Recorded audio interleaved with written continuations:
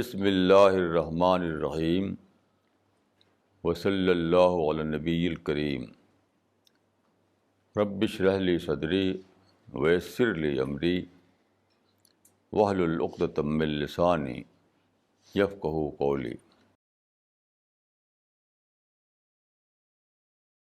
آج مجھے دعا کے بارے میں کچھ کہنا ہے۔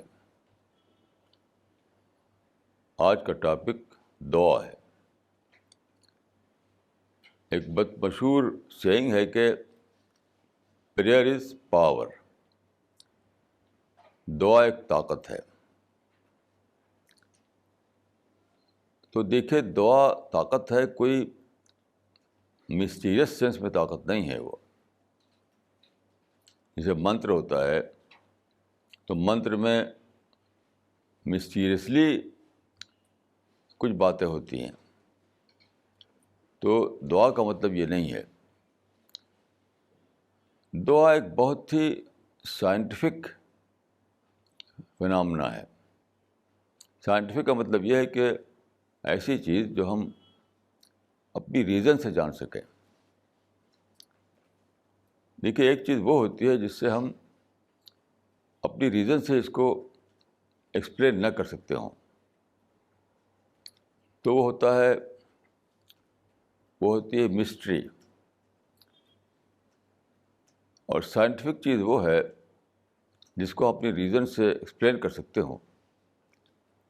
تو دعا کوئی مسٹری نہیں ہے، دعا ایک سائنٹیفک فنامنا ہے۔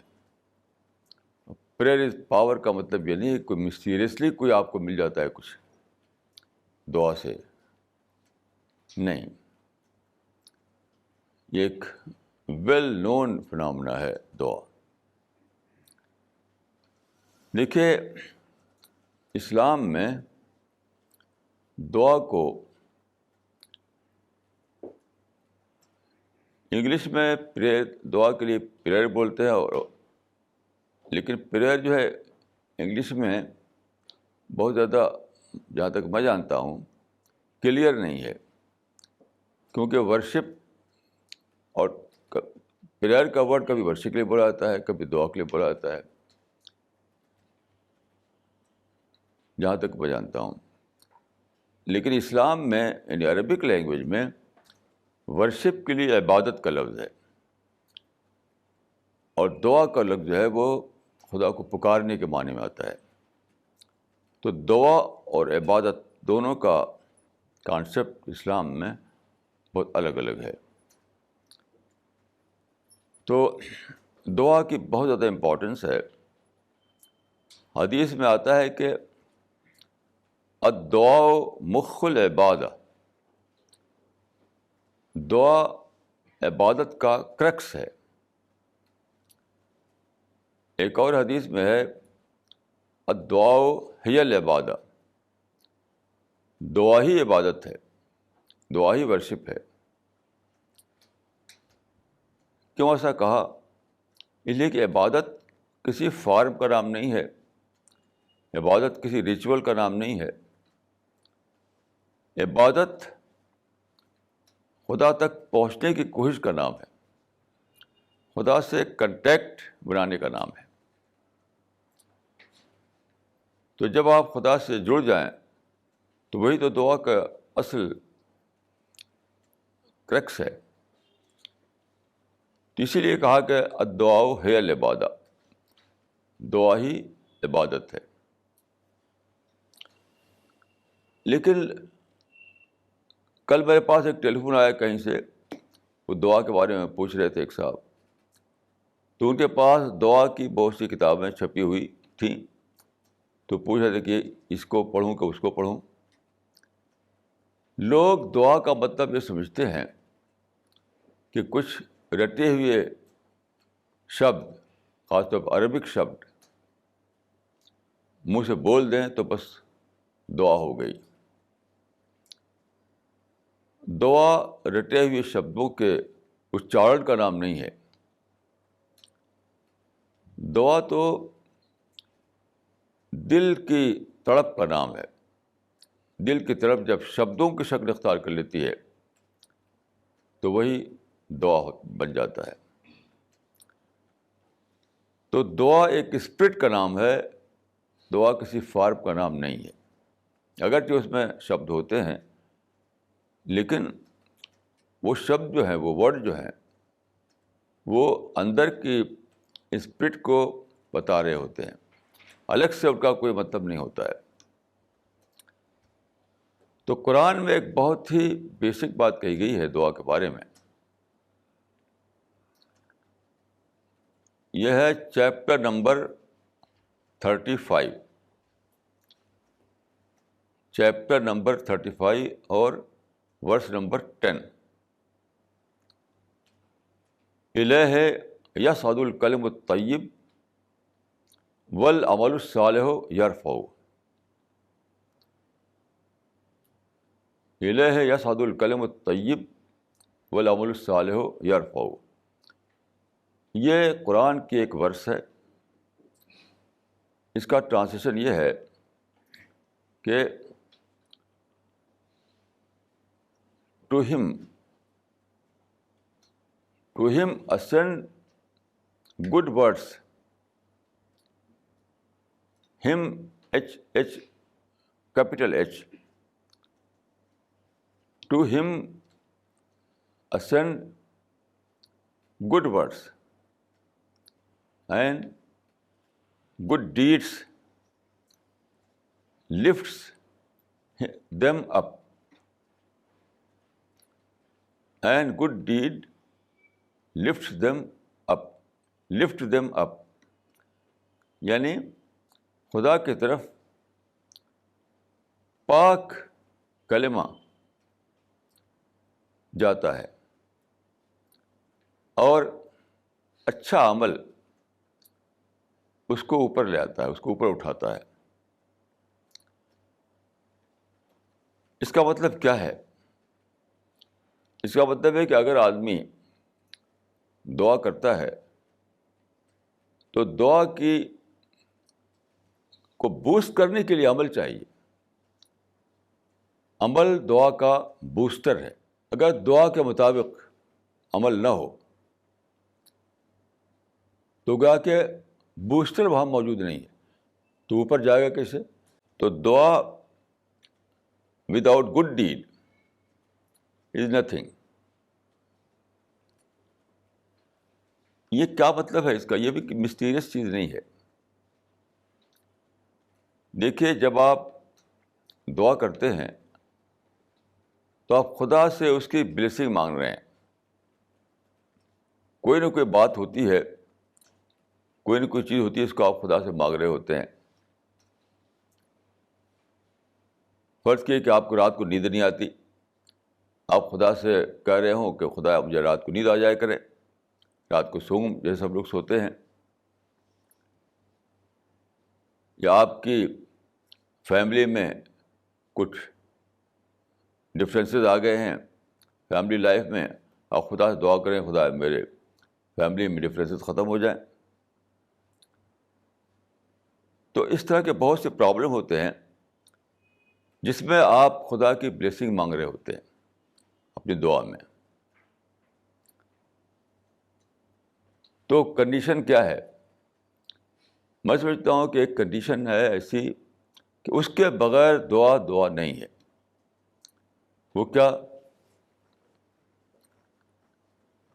وہ ہے کہ جب آپ دعا مانگ رہے ہو تو کوئی بلیسنگ مانگ رہے ہیں خدا سے، تو وہاں پر سوال یہ پیدا ہوتا ہے کہ اس سے پہلے جو خدا کی بلیسنگ تھی آپ کو، کیا اس کو اکنالج کیا ہے آپ نے؟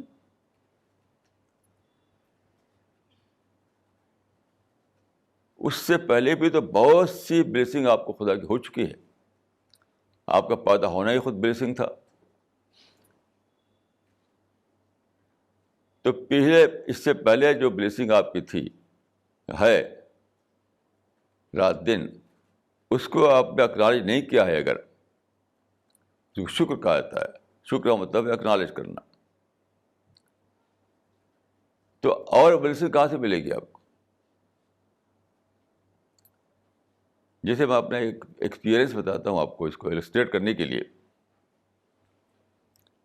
ایک بار میں دلی سے USA گیا تو وہاں پر جب میں اترا لاس اینجلیز میں جب ایئرپورٹ سے باہر آیا تو بہت سے لوگ تھے وہاں پر.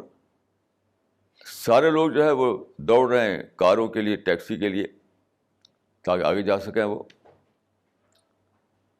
تو میں لوگوں کے چہرے پر پڑھنا چاہا کہ کیا اس سے پہلے جو بلیسنگ ہوئی تھی خدا کی کہ انہیں ایروپلین پر, انہیں جہاز پر سفر کرنے کا موقع ملا, یہ بھی تو بلیسنگ تھی.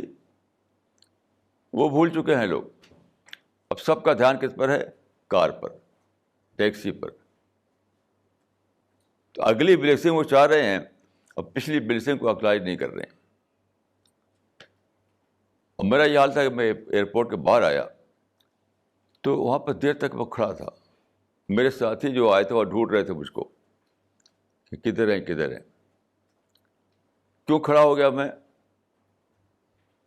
اچانک ایک آئیڈیا مائنڈ میں آیا کہ دیکھو, جب میں دہلی میں تھا تب بھی خدا کی طرف سے مجھ کو آکسیجن کی سپلائی ہو رہی تھی, فری سپلائی. آپ جانتے ہیں کہ اگر آکسیجن نہ ملے تو ہم مر جائیں گے تھوڑی دیر میں.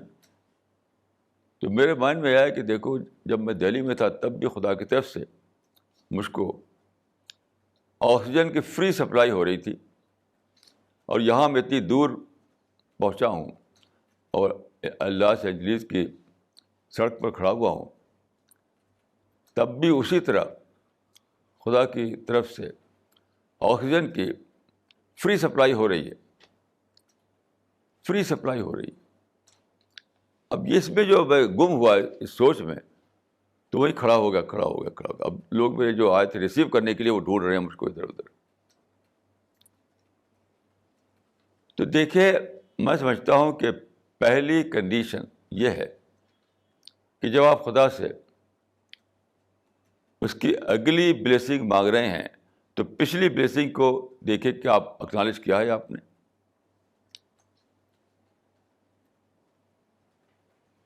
میں سمجھتا ہوں کہ ملی ہوئی چیز کو لوگ بھولے رہتے ہیں اور نہ ملی ہوئی چیز کے لیے دعا کرتے ہیں. یہ سب کا حال ہے.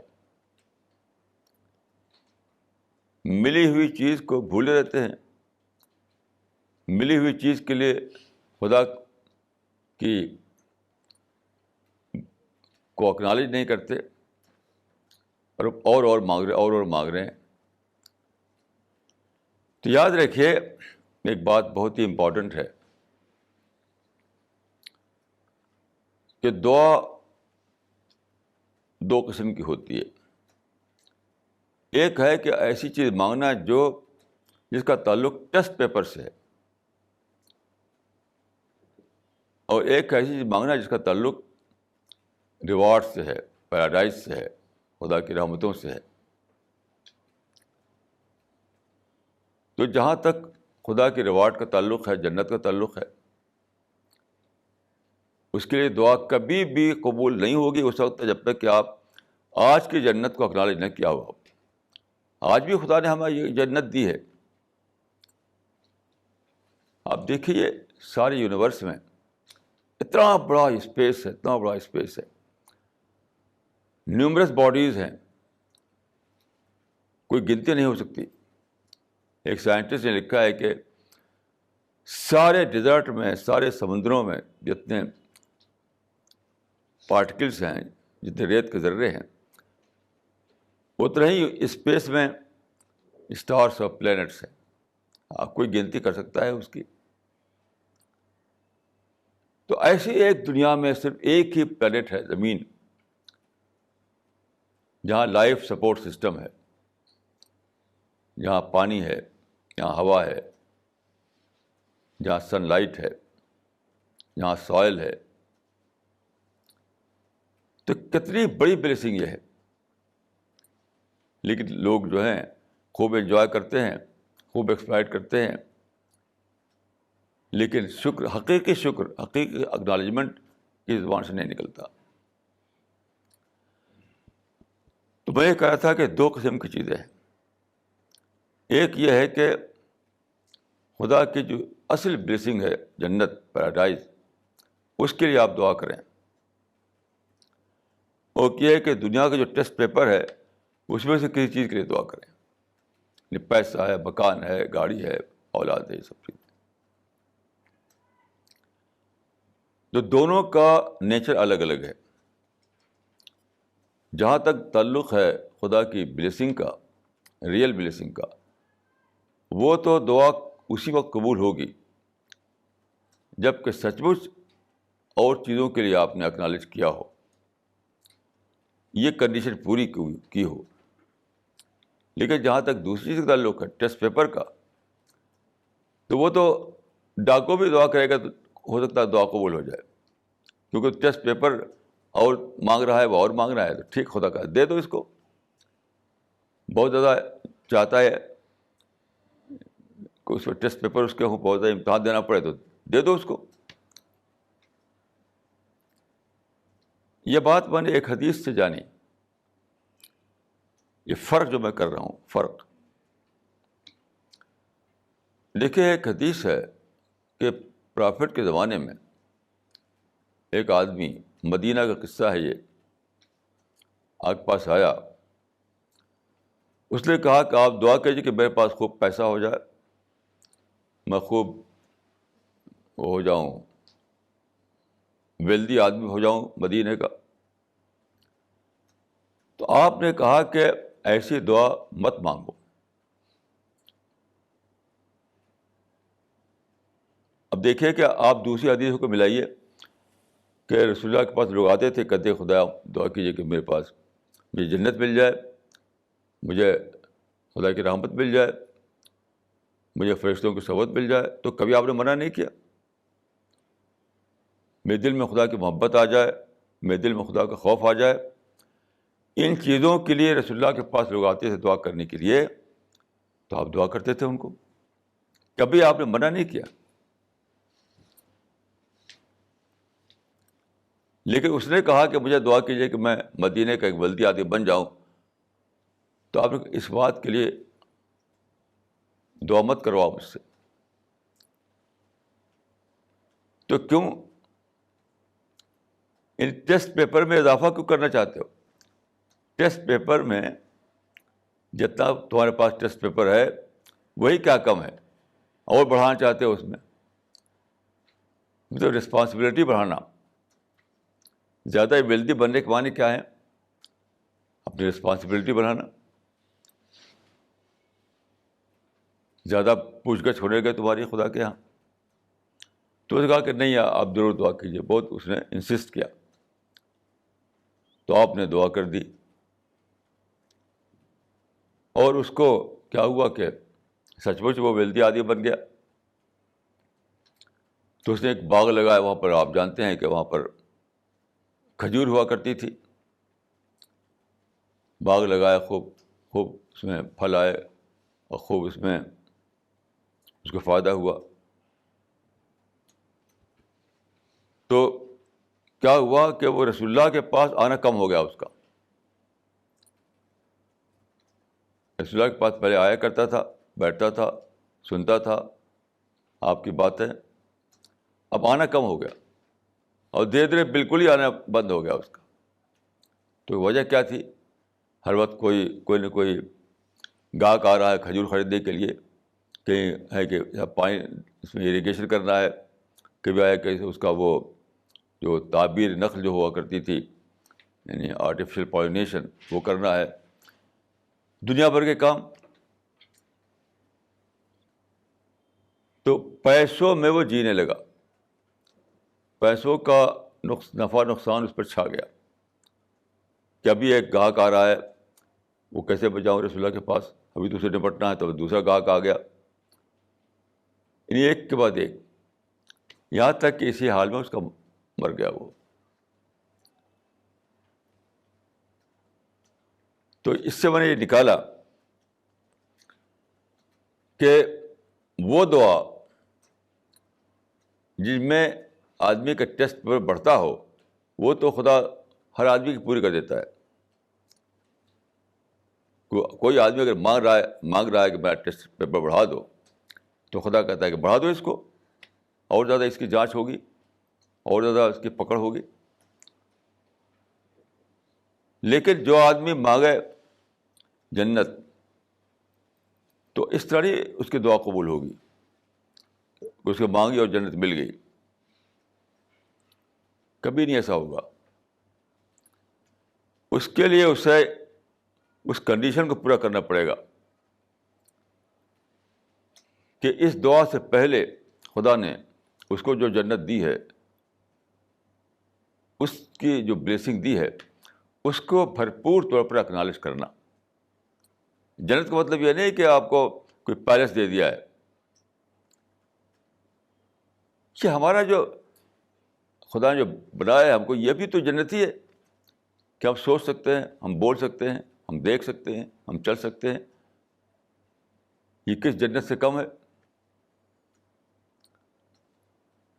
تو ہمارا پیدا ہونا، ہمارا جینا، اور دنیا میں جو لائف سپورٹ سسٹم ہے وہ ہمارے لیے خدا کی طرف سے پرووائڈ کیا جانا، یہ سب جنت تو ہے. یہ تو پری ڈیتھ پیریڈ میں خدا نے جو بلیسنگ کی ہے، اس کو جب اکنالج کر چکا ہو آدمی، تب اس کی دعا پوسٹ ڈیتھ پیریڈ کے لیے ایکسیپٹ کی جائے گی، نہیں تو نہیں. اس کو اچھی طرح سمجھ لیجیے کہ اگر آدمی ٹیسٹ پیپر میں بڑھانا چاہتا ہے کہ اور زیادہ پیسہ ہو، اور زیادہ میرے پاس پراپرٹی ہو، اور زیادہ میرا بزنس بڑھے، تو وہ اپنے ٹیسٹ پیپر کو بڑھانا چاہتا ہے. وہ تو خدا کہہ دے گا ٹھیک ہے، مانگ رہا ہے جو اس کو دے دو، جو مانگ رہا ہے دے دو اس کو. بیٹا بیٹی مانگ رہا ہے وہ بھی دے دو.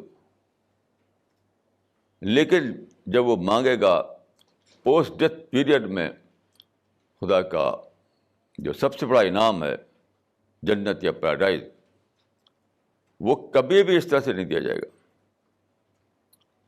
کہ ایک دعا یاد کر کے ہم پڑھ رہے ہیں اور جنت مل گئی. جیسے ایک دعا ہے، اللہم انا نسألک الجنہ ونعوذ بک من النار. بہت اچھی دعا ہے. اللہم انا نسألک الجنہ ونعوذ بک من النار. اے خدا، ہم تجھ سے جنت مانگتے ہیں اور تجھ سے ہیل سے پناہ مانگتے ہیں. اگر یہ دعا آدمی کر رہا ہے صرف لپ سروس کے طور پر، تو وہ کبھی قبول نہیں ہوگی. لیکن اگر اس دعا سے پہلے خدا نے جو اس کو بلیسنگ دی تھی، دے رکھی ہے، اس کو بھرپور طور پر اس نے اکنالج کیا ہے، تب ضرور قبول ہوگی.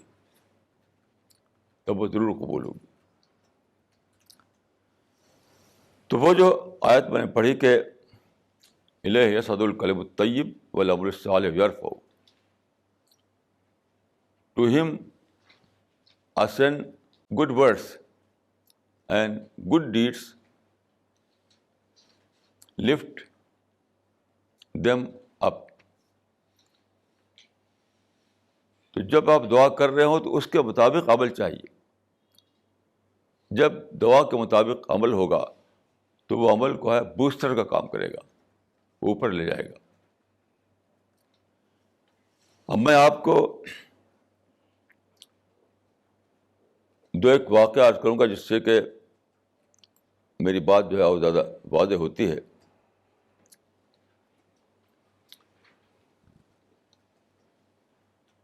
کچھ واقعہ آپ کو میں حدیث سے سناؤں گا. اس سے پہلے میں ایک واقعہ عرض کرنا چاہتا ہوں جو دعا کیا ہے اس کو بتانے کے لیے میں سمجھتا ہوں کہ ایک بہت ہی اچھا واقعہ مجھے معلوم ہوا جب میں رامپور میں تھا اس وقت. یہ سچا واقعہ ہے. تو وہاں پر ایسا تھا کہ ایک اسکول ٹیچر تھے، ان کا ایک بیٹا تھا.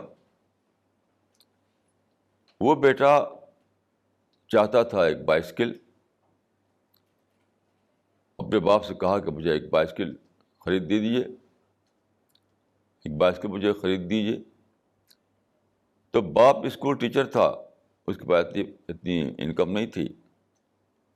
اس نے کہا کہ بھائی میرے بس کا نہیں ہے بائسکل خریدنا، گھر کا جو روز کا کام ہے وہی پورا ہو جائے، وہی بہت بڑی بات ہے. لیکن وہ بیٹا جو تھا وہ بائسکل کا بہت چاہتا تھا، تو بار بار کہتا رہا. ایک دن بیٹے نے بہت زیادہ انسسٹ کیا، اور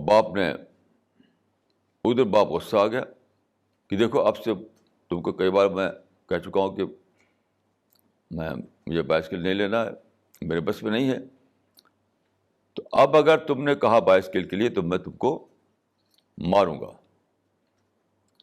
یہ کہا اس نے. جب یہ کہا اس نے تو بیٹا رونے لگا. پھر رو کر اس نے کہا، بیٹے نے، کہ آپ ہی تو ہمارے باپ ہیں، آپ سے نہ کہیں تو کس سے کہیں. یعنی بیٹا رو رہا تھا اور یہ کہہ رہا تھا کہ آپ ہی تو ہمارے باپ ہیں، آپ سے نہ کہیں تو کس سے کہیں. جب باپ نے یہ سنا تو نرم پڑ گیا، اچانک نرم پڑ گیا. وہ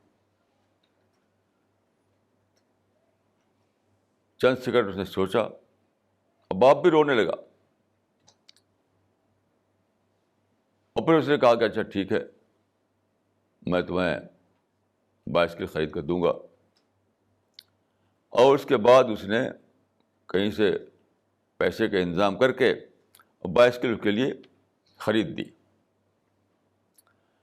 اس دعا کو میں نے سوچا کہ اس واقعے کو میں نے سوچا کہ کیا وجہ ہے کہ باپ جو پہلے راضی نہیں تھا اب پھر راضی ہو گیا.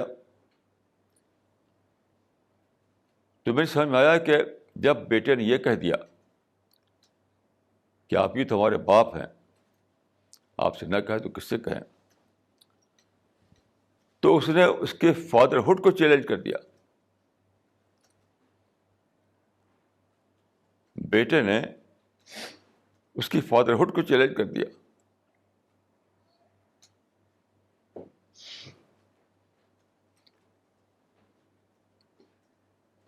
تو حدیث میں آتا ہے کہ رب اشعث اغبر مدفوع بالابواب لو اقسم علی اللہ لابرہ.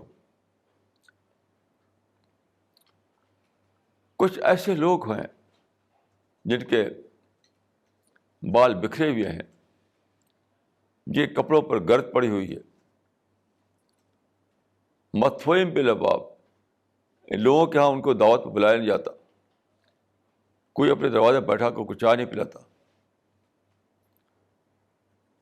لو اقسم علی اللہ لابرہ، اگر وہ خدا پر قسم کھا لیں تو خدا ان کی قسم پورا کرتا ہے. یعنی وہ کہہ دیں خدا میں تم کو قسم دلاتا ہوں تم کو، اس کو ایک کرنا پڑے گا.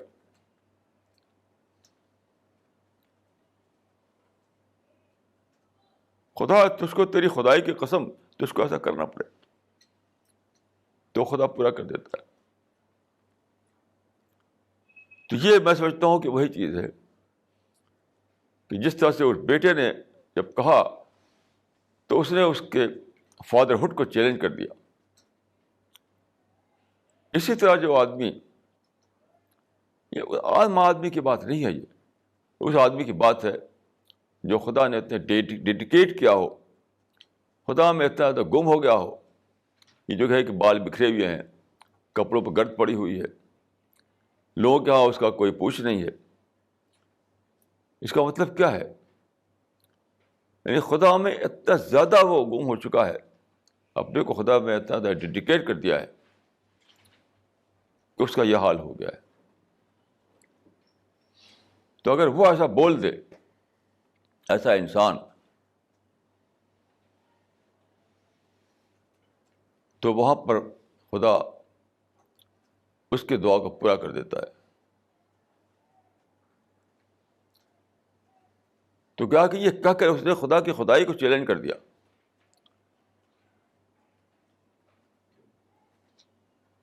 خدائی کو چیلنج کر دیا اس نے. یہ ایک ایسا درجہ ہے جس کو عام انسان سمجھ نہیں سکتا. عام انسان اس کو سمجھ نہیں سکتا. فقہ کی زبان میں آپ سمجھ نہیں سکتے اس کو آپ. یعنی ایک دیوانہ آدمی جب یہ کہہ دے خدا تو کیسا خدا ہے، اگر تو ایسا نہ کرے تو فقیہ کہہ گئے تو کافر ہو گیا. فقیہ کہہ گئے تو کافر ہو گیا. لیکن وہ درجہ ہوتا ہے جب کہ خدا اس کی دعا کو پورا کر دیتا ہے. جیسے ایک بعض کہانیاں ہوتی ہیں لیکن وہ بہت اچھی السٹریٹ کرتی ہیں کسی چیز کو. جیسے یہودیوں کے ہاں جو تالمود ہے، تالمود ایک بہت بڑا دفتر ہے، بہت اس میں قصے کہانیاں ہیں. اس میں ایک کہانی آتی ہے کہ موسیٰ ایک مرتبہ کہیں چل رہے تھے تو انہوں نے دیکھا کہ ایک گڈریا ہے، بھیڑ بکری چرا رہا تھا وہاں. تو گڈریا وہاں بیٹھا ہوا پیڑ کے نیچے، اس کی بھیڑ بکری وہاں پر ہے. تو وہ کہہ رہا ہے کہ جاہل آدمی، بالکل پڑھا لکھا تھا نہیں، وہ انٹیلیجنٹ بھی نہیں ہوگا شاید. وہ کہتا ہے کہ خدایا اگر تم اس کو ملتا تو میں تیرا پاؤں دباتا، اگر تم اس کا ملتا تو میں تیرا سر دباتا. اس طرح کی باتیں بول رہا تھا وہ. تو موسیٰ نے کہا کہ تم کیا کر رہے ہو، یہ تو بدتمیزی کی باتیں ہیں.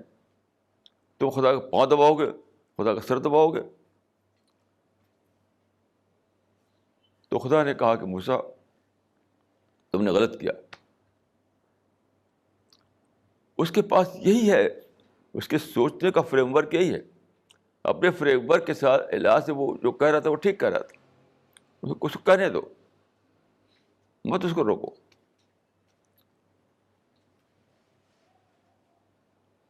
تو یہ کچھ باتیں ایسی ہوتی ہیں جس کو آپ فقہ کی زبان میں ناپ نہیں سکتے، ورنہ آپ فتویٰ لگا دیں گے اس کے اوپر.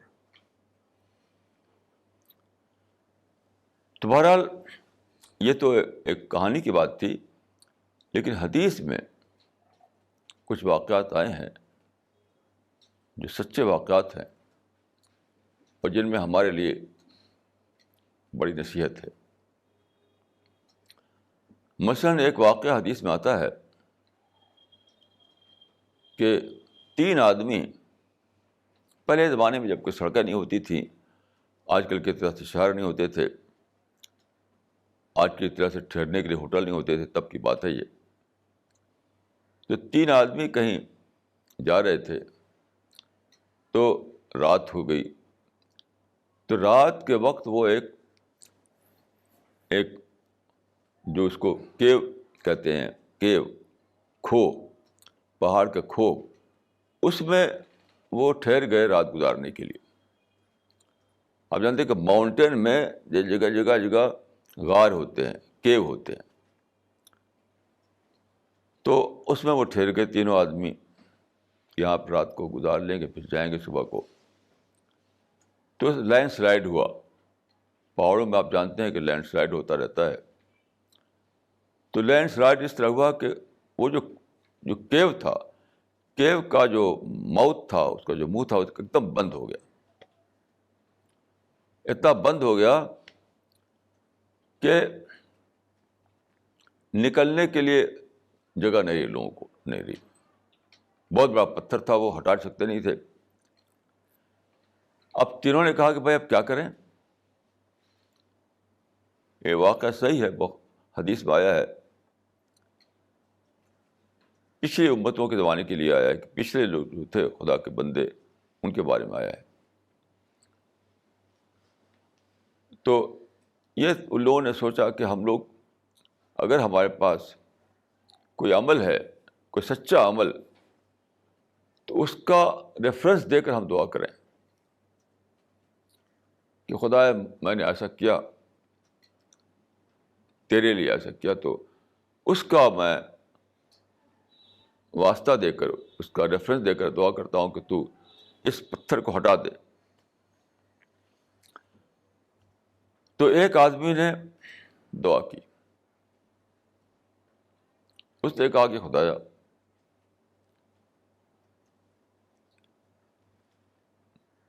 ایک آدمی کو میں نے ہائر کیا دن بھر کام کرنے کے لیے, مزدور کو, تو صبح سے شام تک اس نے کام کیا. اب اس کا کچھ پیسہ بنتا تھا, کچھ درہم دینار, تو شام کو وہ پیسہ مجھے اس کو دینا تھا, لیکن کسی وجہ سے وہ چلا گیا اور پھر پیسہ لینے کے لیے لوٹا نہیں. یہ بالکل سچا قصہ ہے جو بخاری میں آیا ہے. تو بہت دنوں کے بعد وہ لوٹا. اس بیچ میں کیا ہوا تھا, اس آدمی نے اس پیسے کو, جو اس کی مزدوری کا پیسہ تھا, اس سے کوئی بھیڑ بکری خرید لی اس نے. اس کا ہاں بھیڑ بکری کا کام ہوا کرتا تھا. تو ایسا ہوا کہ اتنی برکت ہوئی, اسے بچے پیدا ہوئے, بہت بڑا ایک غلہ بن گیا, ہوڑ, بہت سے بھیڑ بکری, بہت سارے. اس زمانے میں بھیڑ بکری جو ہے وہ بہت بڑی ویلتھ ہوتی تھی, ویلتھ. تو اس کا گھر ایسی جگہ تھا کہ اس کے گھر کے سامنے فیلڈ تھی, میدان تھا. تو بہت دنوں, کچھ سالوں کے بعد وہ آدمی جو ہے آیا اور کہا کہ دیکھو میں وہی مزدور ہوں, اور میں نے تمہارا ایک دن کام کیا تھا, دن بھر بہت محنت کے ساتھ, پھر میں مزدوری لیے بغیر چلا گیا, تو میری مزدوری مجھے دے دو, میں اسی کے لیے آیا ہوں.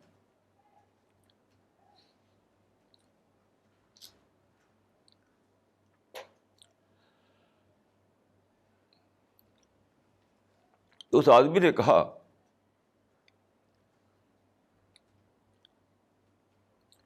یہ جو اوپن فیلڈ ہے, جو میدان ہے, جتنا بھیڑ بکری ہے سب یہ تمہاری مزدوری ہے, یہ تمہارے ویجز ہے, یہ سب لے جاؤ. تو اس نے کہا کہ میرے ساتھ مذاق مت کرو, مجھے جوک مت کرو, میرے جو مزدوری تھی وہی دے دو مجھے. یہ تو جوک کر رہے ہیں آپ کے, سارا بھیڑ بکری میں اٹھا لے جاؤں یہاں سے. اس نے کہا کہ نہیں, یہ سب تمہارے ہی ہے, کیونکہ تمہارے پیسے ہی سے میں نے کچھ بھیڑ بکری خریدی, اور بڑھتے بڑھتے اتنی ہو گئی, تو اب یہ خدا کی برکت ہے, تمہارا پیسہ ہی ہے جو اتنا زیادہ بڑھ گیا, تو سب لے جاؤ. تو اس آدمی نے دعا میں کہا کہ خدایا میں نے ایسا کہا اس مزدور سے. پھر اس مزدور نے کیا کیا کہ سارا بھیڑ بکری اٹھا لے گیا, ہک کر چلا گیا لے کر, ایک بھی نہیں چھوڑا اس نے. اور میں نے خوشدلی کے ساتھ اس کو دے دیا, میں نے اسے منع نہیں کیا, کیونکہ اسی کے پیسہ تھا, اسی کے پیسے کا وہ تھا. تو اس نے کہا خدا یہ کام جو میں نے کیا یہ تیرے لیے کیا, کیونکہ میں تجھ سے ڈرتا تھا. میں جانتا تھا کہ یہ بھیڑ بکری اسی پیسے کی وجہ سے, اسی پیسے کی برکت سے اتنا سب ہو گیا. یہ تو خدایا میں تجھ سے ڈرتا تھا, اس لیے میں نے اس کو سارا بھیڑ بکری دے دیا, تو اس پتھر کو کھسکا دے. تو حدیث میں آتا ہے کہ پتھر تھوڑا سا کھسک گیا, مگر اتنا نہیں کھسکا کہ لوگ اس سے پار ہو جائیں, اتنا نہیں کھسکا. پھر بقیہ دونوں نے بھی دعائیں کی, ایسی ایک ایک اپنے عمل کو لے کر کے. میں اس ڈیٹیل میں نہیں جاؤں گا. بقیہ دونوں نے بھی اسی طرح اپنا ایک ایک عمل پیش کر کے دعا کی کہ خدا یہ جو عمل میں نے کیا تھا وہ تیرے لیے کیا تھا, تو اس پتھر کو ہٹا دے ہمارے راستے سے. تو دوسرے کی دعا سے کچھ ہٹا, لیکن ابھی اتنا نہیں ہٹا تھا کہ وہ لوگ نکل جائیں اس سے باہر. جب تیسرے نے دعا کی, تیسرے نے, تب پورا ہٹ گیا وہ, اور تینوں کی تینوں نکل گئے وہ. اب اس میں دیکھیے کہ وہ جو آیت ہے کہ عمل صالح اس کو اوپر لے آتا ہے، گڈ ڈیڈ اس کو اوپر لے آتا ہے، تو کیا مطلب ہے اس کا؟ اس طرح کا عمل اگر آدمی کے پاس ہے تو وہ بوسٹر بن جائے گا اس کی دعا کے لیے، بوسٹر ان تینوں کے لیے۔ ان تینوں نے کے پاس ایسے عمل تھے، تو جب اس کو ریفر کر کے دعا کی انہوں نے، تو اپنے بوسٹر کو شامل کر دیا انہوں نے دعا کے لیے، تو دعا خدا تک پہنچ گئی اور وہ پتھر ہٹ گیا۔ اس سے آپ اندازہ کر سکتے ہیں کہ دعا جو ہے، جو کہا گیا کہ پریئر از پاور، تو کیا مطلب ہے اس کا؟ پریئر از پاور کا کیا مطلب ہے؟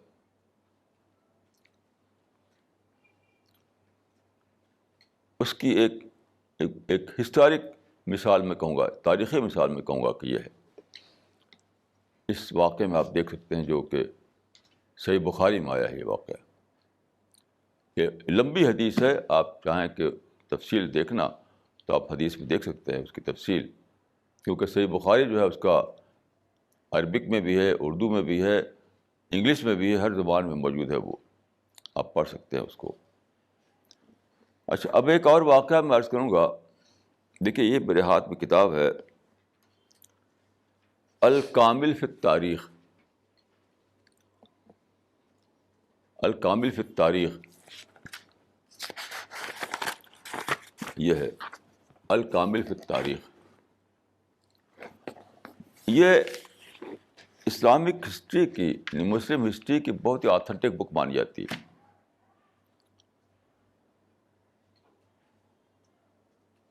یہ الکامل فی التاریخ کا مطلب یہ ہے کہ کمپریہنسو بک آن ہسٹری۔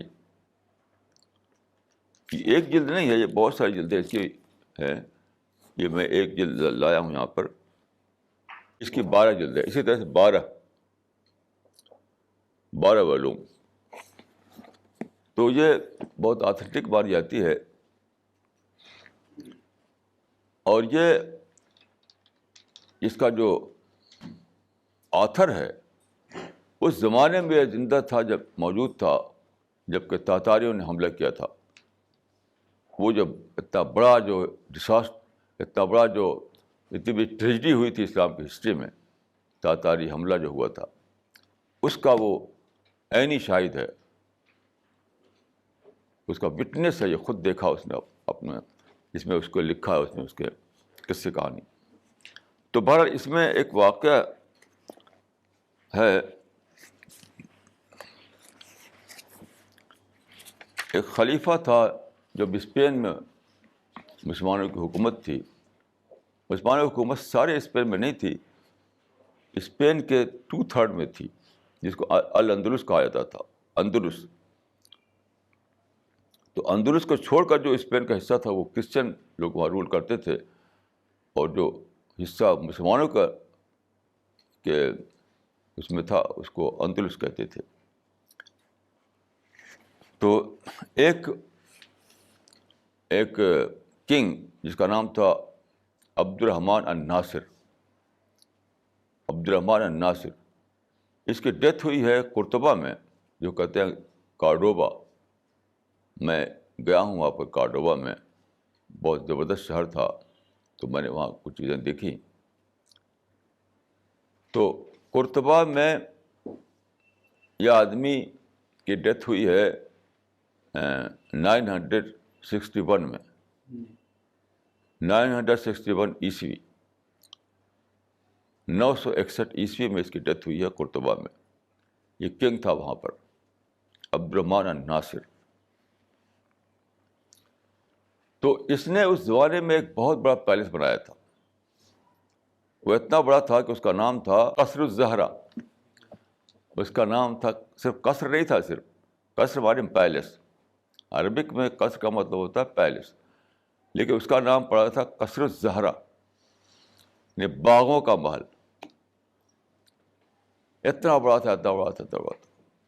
اس زمانے میں کہا جاتا ہے کہ ویسا پیلس کسی بادشاہ نے نہیں بنایا تھا، جیسا اس نے بنایا تھا. تو اس کا قصہ اس میں لکھا ہے ایک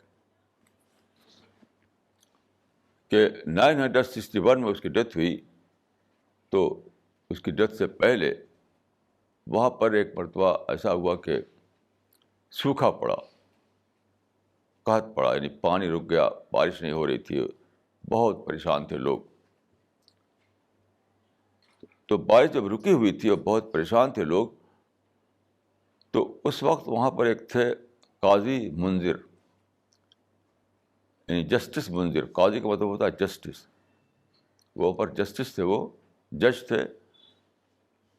تو جسٹس منذر وہاں پر تھے، یعنی قرطبہ میں. تو یہ جو کنگ تھا عبد الرحمن الناصر، اس نے ایک دن اپنا ایک آدمی بھیجا قاضی منذر کے پاس، جو بہت بڑے اسکالر تھے، بہت بڑے بزرگ آدمی تھے، بہت نیک آدمی تھے. ان کے پاس بھیجا کہ جا کر ان سے کہو کہ دعا کریں کہ بارش ہو، پبلک بہت پریشان ہے،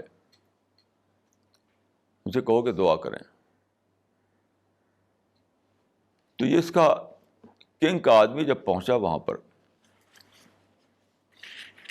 کنگ کا آدمی جب پہنچا قاضی منذر کے پاس، تو قاضی صاحب جو تھے بہت ہی اونچے آدمی تھے. انہوں نے کہا کہ بادشاہ نے مجھ سے کہلوایا ہے کہ میں دعا کروں. بادشاہ خود کیا کہہ رہا ہے، وہ خود کیا کر رہا ہے. وہ جو قاصد تھا، جو آدمی تھا، اس سے کہا، انہوں نے پوچھا کہ بادشاہ نے مجھ سے کہلوایا ہے کہ میں دعا کروں، اور بادشاہ خود کیا کر رہا ہے.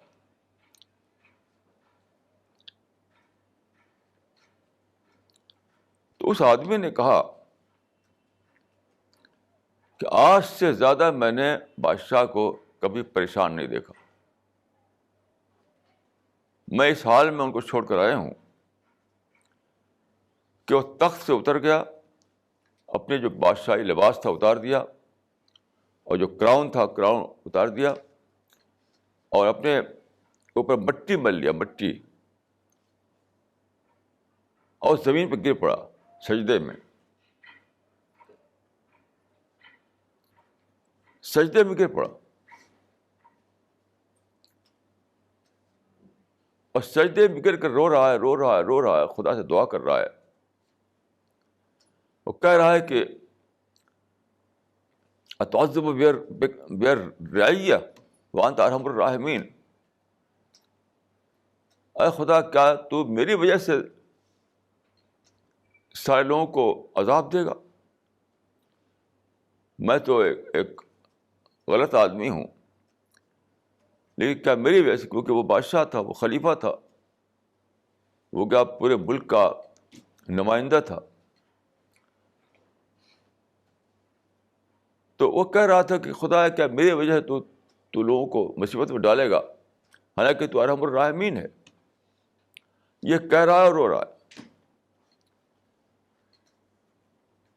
تو جب یہ کہا اس آدمی نے قاضی منذر سے،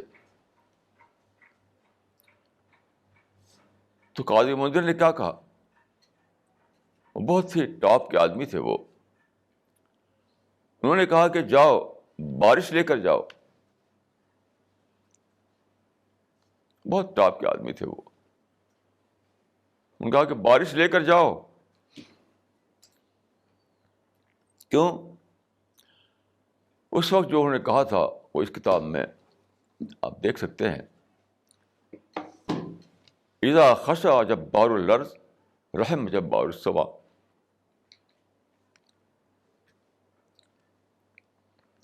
اذا خشع جبار الارض رحم جبار السما. اس کا مطلب یہ ہے کہ زمین کا بادشاہ جب جھک جاتا ہے تو آسمان کے بادشاہ کو رحم آ جاتا ہے. اذا خشع جبار الارض رحم جبار السما، یعنی زمین کے بادشاہ جب جھک جائے خدا کے آگے اس طریقے جیسے کہ وہ جھکا ہوا ہے، تو آسمان کے بادشاہ کو رحم آ جاتا ہے. چنانچہ ایسے ہوا کہ وہ آدمی محل تک جب لوٹا تو بارش شروع ہو چکی تھی.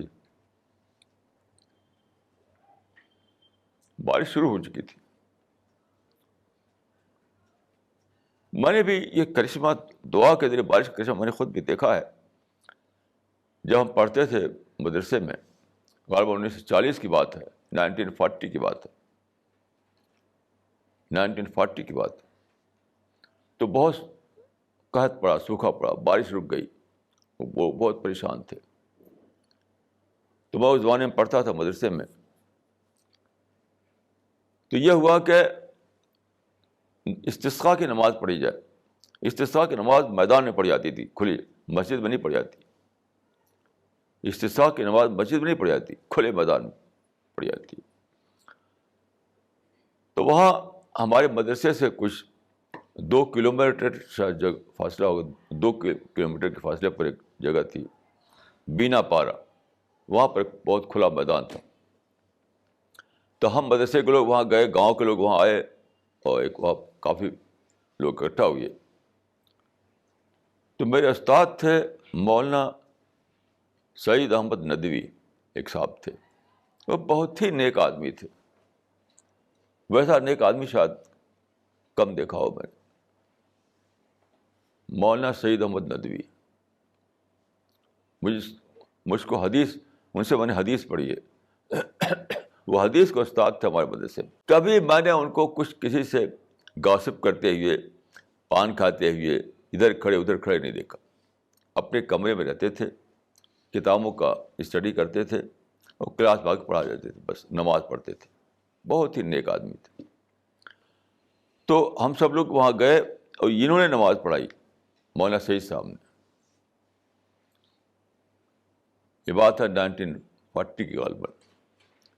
تو جب ہم لوگ گئے تھے مدرسے سے تو ایک دم دھوپ تھی، بہت سخت دھوپ تھی، بہت زبردست دھوپ تھی. اور مولانا سعید صاحب نے نماز پڑھائی اور دعا کیا.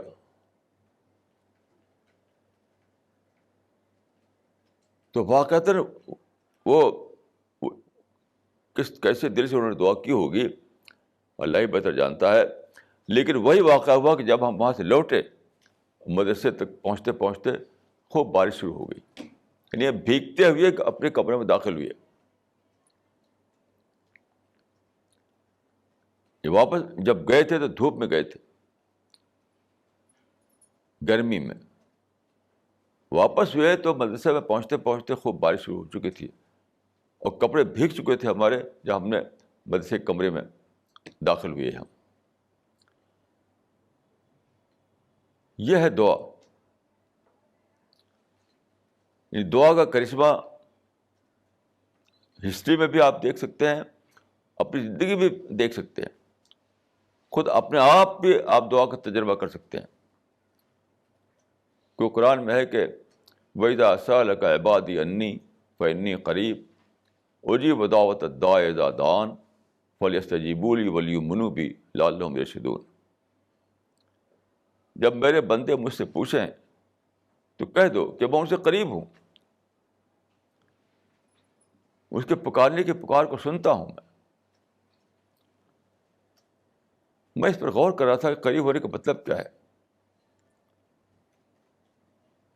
یہ جو ہے کہ انی قریب، میں اس کے قریب ہوں، کیا مطلب کیا ہے؟ میں سمجھتا ہوں کہ یہ بات کہی گئی ہے خدا کی طرف سے، لیکن وہ حقیقت میں وہ بندے کی طرف سے ہے. خدا تو قریب ہے ہی، خدا تو ہر وقت قریب ہے ہی. وہ ڈاکو کے بھی پاس ہے، وہ سب کے پاس ہے. خدا تو آلریڈی پاس ہی پاس سب کے. یہاں کیوں کہا گیا کہ میں قریب ہوں؟ تو کہا گیا ہے خدا کی طرف سے، لیکن اصل میں یہ بندے کی طرف سے ہے. یعنی جو بندہ اپنے آپ کو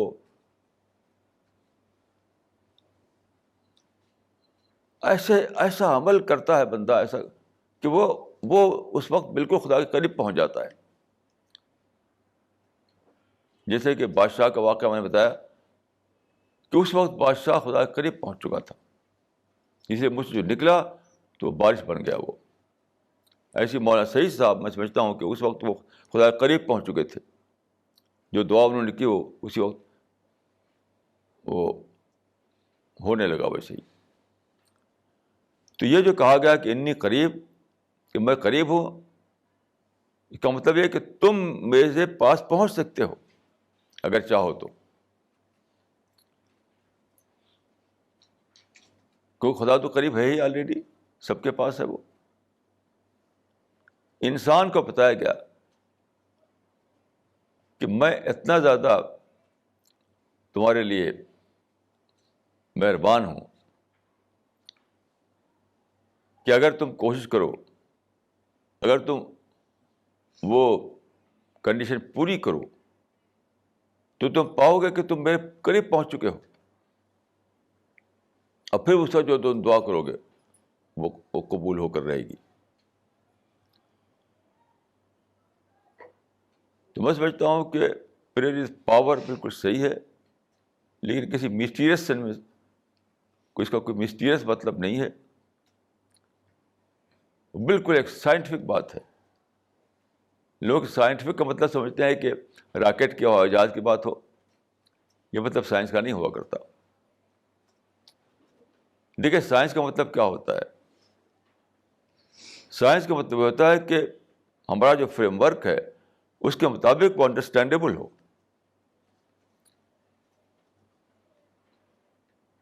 میتھالوجی جو ہے وہ ہمارا فریم ورک نہیں ہے.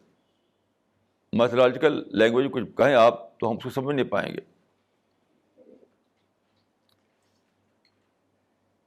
تو ہم جو بات یعنی ہمارے ریزن میں بیٹھتی ہے، جو لاجیکل ہوتی ہے، جو ہمارے فریم ورک میں سما جاتی ہے، انڈرسٹینڈیبل بن جاتی ہے، وہ اس طرح سے جو بات کہہ دی جائے تو وہی سائنٹیفک بات ہے.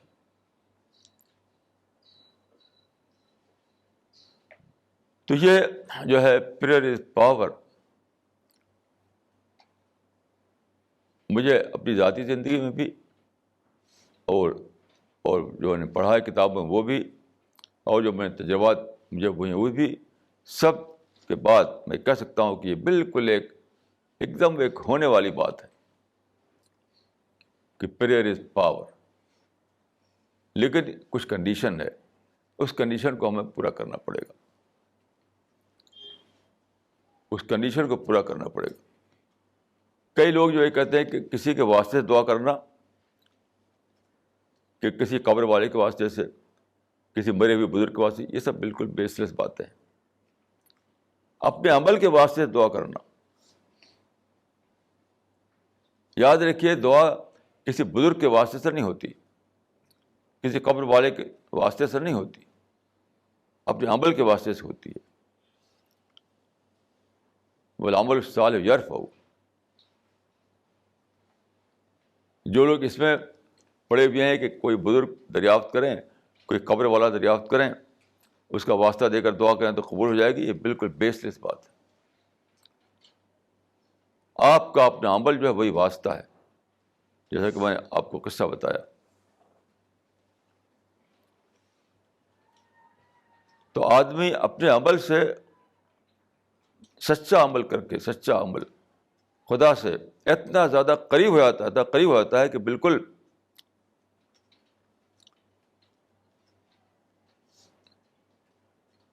جیسے حدیث میں آتا ہے کہ وہ بالکل خدا کے پاس پہنچ جاتا ہے.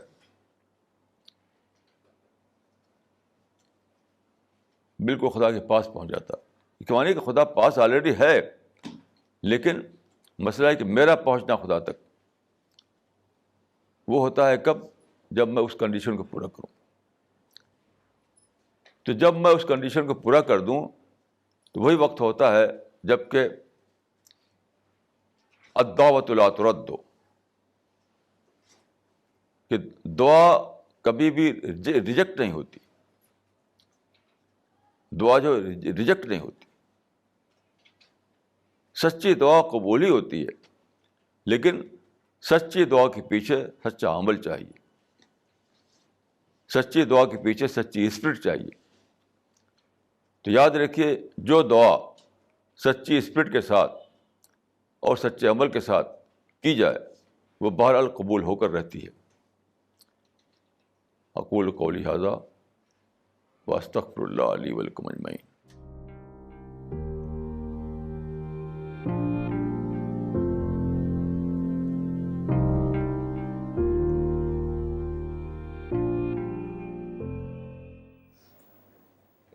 This question is from Stuti. Maulana, science, as you said, is understanding things as per our framework. But different people have different framework of thinking. Don't you think that the scientific argument may differ to different people? Please elaborate. میں نے شاید جو word use کیا وہ اس موقع کے ٹھیک نہیں تھا یا مس انڈرسٹینڈنگ ہوئی. دیکھیے، فریم ورک کا ورڈ جو میں نے یوز کیا وہ تھا approved frame work, objectively approved frame work. یہ نہیں کہ میرے اپنے لحاظ سے جو فریم ورک میرا ہے وہ نہیں میرا مطلب تھا. یعنی کسی زمانے میں اس زمانے جو لاجک ہے، جو اسٹیبلش لاجک ہے، جو ریشنل آرگومنٹ کا جو مطلب سمجھا جاتا ہے اسکالرس کے بیچ میں، یا سائنٹیفک ڈیولپمنٹ نے جو جس نالج کو ایکسیپٹنس کا درجہ دے دیا ہے، اس کے حساب سے جو فریم ورک بنتا ہے وہ ایکسیپٹڈ فریم ورک میرا مطلب ہے. یہ نہیں کہ میرا پرسنل فریم ورک، وہ میرا مطلب نہیں تھا. بات کلیئر ہوئی؟ جی ایک دم. This question is from Nagma. What is the role of helplessness in true dua? سب سے بڑا رول تو اسی کا ہے. سب سے بڑا رول جو ہے وہ ہیلپ لیسنس ہی کا ہے. اور سب سے بڑی ہیلپ لیسنس جو وہ ہے کہ آدمی کے پاس طاقت پھر بھی اپنے کو ہیلپ لیس فیل کرے. وہ جیسے میں نے بادشاہ کی مثال دی، خود بادشاہ کوئی پرابلم نہیں تھا، اس کے بعد پانی بھی تھا، پیلس بھی تھا، سب کچھ تھا، پھر بھی اسے ہیلپ لیس فیل کیا. تو ہیلپ لیس کی بھی دو قسمیں ہیں. قرآن مجید میں ہے کہ تم اپنی بوٹ لے کر جاتے ہو سمندر میں، وہاں اسٹار مارتا ہے، پھنس جاتے ہو تو دعا کرتے ہو تو خدا دعا قبول کرتا ہے. اما یجیب المضطر اذا دعا ویکشف السوء.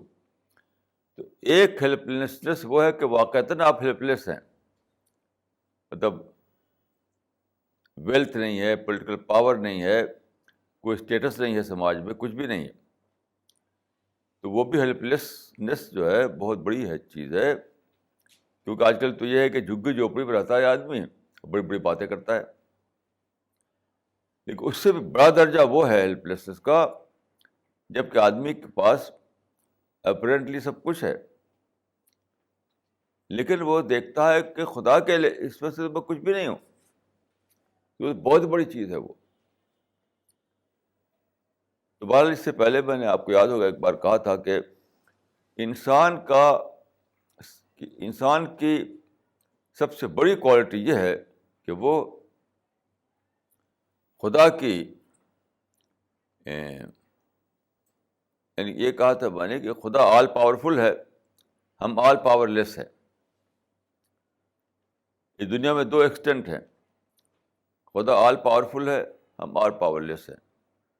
تو آلریڈی ہم آل پاور لیس ہیں، لیکن جب ہم کانشیسلی دریافت کریں تو وہ لمحہ بہت بڑا لمحہ ہوتا ہو، اس وقت دعا ضرور قبول ہو جاتی ہے. تو میں نے یہ کہا تھا کہ خدا کی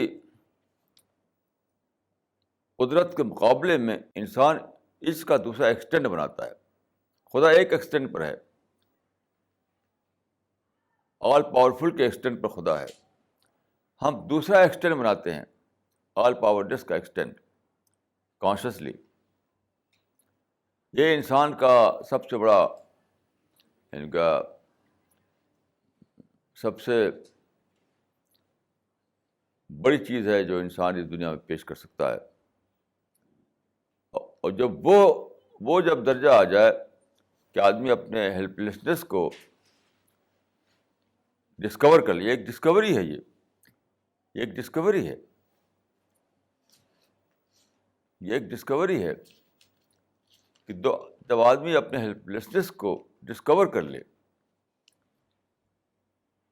تو وہ سب سے بڑی چیز کو، یا یہ کہنا چاہیے کہ جو ریئل پوزیشن اس کی یونیورس میں ہے اس کو ڈسکور کرتا ہے. یعنی اس وقت آدمی کٹروسائز ہو جاتا ہے. تو جب آدمی کٹروسائز ہو جائے تو وہی وہ لمحہ ہوتا ہے جب کہ اس کی دعا ضرور قبول ہوتی ہے. یہ میرا تجربہ بھی ہے، یہ پڑھا بھی ہے میں نے. This question is from Deepti. Sometimes we feel that we are very near to God, but sometimes we feel that God is very far. Is this because of amal? If yes, then how can we do good amal daily? ہاں دیکھیے، اس میں fluctuation natural ہے، یہ بھی سمجھ لیجیے. ایک ہی حالت کب ہمیشہ نہیں رہ سکتی. ایک حدیث میں آتا ہے کہ ایک تھے کمپینین، ان کا نام تھا وہ حنظلہ. تو حنظلہ ایک روز جا رہے تھے رسول اللہ کے پاس جہاں رسول اللہ رہتے تھے. مدینہ جو تھا، ہمارے آج کل جو سٹی ہوتے ہیں جیسے دلی ہے، گھر سے گھر ملا ہوا، ایسا نہیں ہوتا تھا. وہاں پر ہر گھر الگ. پہلے زمانے میں جو ہوا کرتے تھے تو ایسے ہی ہوا کرتے تھے. ہر گھر ایک یونٹ ہے، اس کا کوئی بھیڑ بکری ہے، اس کی اپنی ایک دنیا ہے، پھر ایک اور گھر ہے، پھر ایک اور گھر ہے. اس طرح سے مدینہ تھا. اب تو مدینہ جو ہے وہ بھی اسی طرح ہو گئی جیسے ہمارا دلی ہے، گھر سے گھر ملا ہوا. تو بہرحال ایک دن ایسا ہوا کہ حنظلہ جو تھے اپنے گھر سے نکل کر جا رہے تھے رسول اللہ کے پاس. تو راستے میں ان کو دوسرے کمپینین ملے جو کہ ان کا نام عمر تھا. تو انہوں نے کہا کہاں جا رہے ہو؟ تو انہوں نے کہا کہ نافق حنظلہ. حنظلہ تو منافق ہو گیا. منافق معنی وہی ہوتے ہیں کہ ہم مانتے ہیں سب کچھ لیکن اسپرٹ جو ہے وہ محسوس نہیں ہو رہی ہے، کہ وہ اسپرٹ نہیں ہے ہمارے اندر، وہ لیونگ اسپرٹ جو ہے. کبھی کبھی ایسا ہوتا ہے کہ وہ اسپرٹ بالکل لیونگ اسپرٹ بن کر رہتی ہے ہمارے اندر، کبھی ایسا ہوتا ہے کہ وہ لیونگ اسپرٹ نہیں ہے. تو انہوں نے کہا کہ نافق حنظلہ. ہاں، منافق باتیں کہتے ہیں کہ ہپوکریٹ. ہپوکریٹ مطلب ہے کہ آدمی منہ سے بولے اور کرے نہیں. تو انہوں نے کہا کہ نافق حنظلہ، حنظلہ تو منافق ہو گیا. تو کہا کیسے؟ تو انہوں نے کہا کہ ہم رسول اللہ کے پاس جب ہوتے ہیں، رسول اللہ آپ کو جنت کی بات بتاتے ہیں، ہیل کی بات بتاتے ہیں، خدا کی بات بتاتے ہیں، تو ہمارے اندر ایک لیونگ اسپرٹ محسوس ہوتی ہے اس وقت.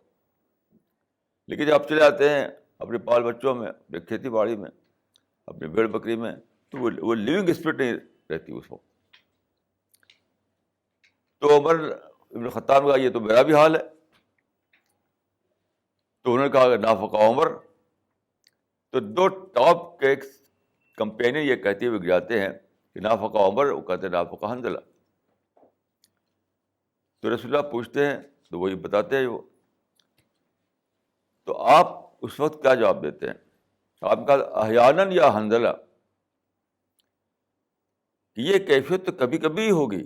اگر یہ جو اسپرٹ ہے، یہ لیونگ اسپرٹ ہر وقت رہے، ہر وقت رہے، تو تم افورڈ نہیں کر سکو گے. تم افورڈ نہیں کر سکو گے. اس وجہ سے اس پر آدمی کو پریشان نہیں ہونا چاہیے.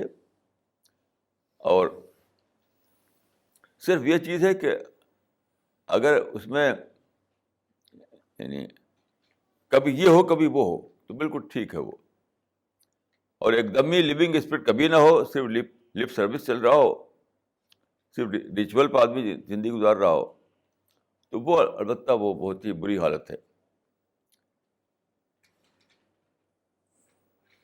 یہ انسان کے ساتھ خدا کی رعایت ہے, کیونکہ انسان کو دنیا میں سماج میں رہنا ہے, اس کو دنیا کا کام بھی کرنا ہے.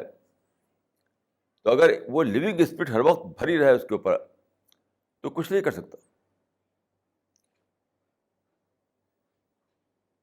اب میں اپنے بارے میں کہہ سکتا ہوں کہ خدا نے مجھے پتہ نہیں کوئی اسی کے لیے سلیکٹ کیا کہ ہر وقت مجھ پہ وہی کیفیت تاری رہتی ہے.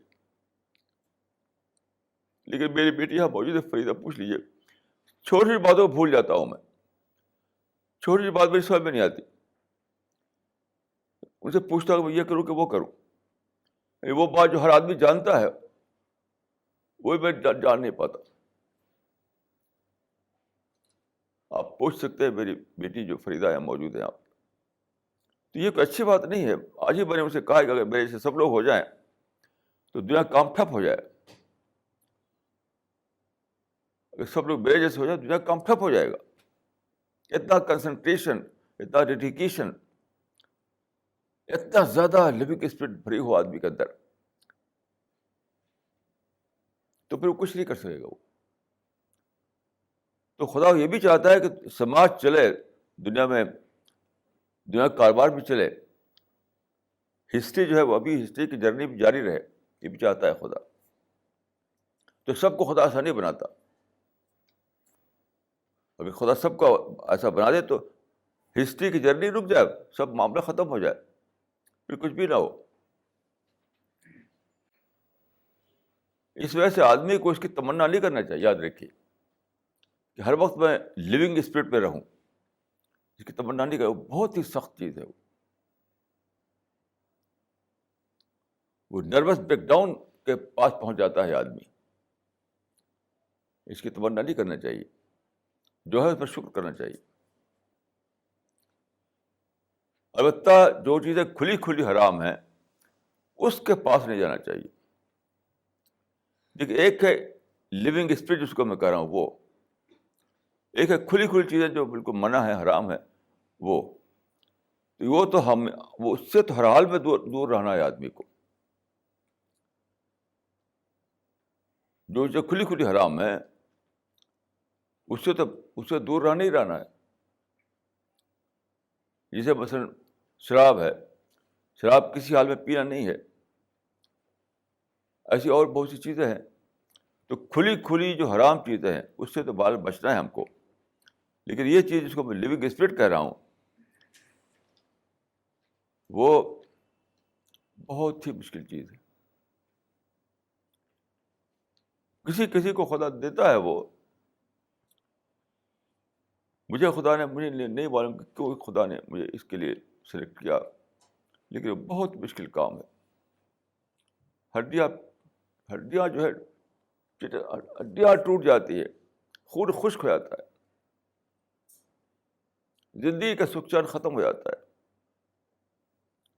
بہت مشکل چیز ہے.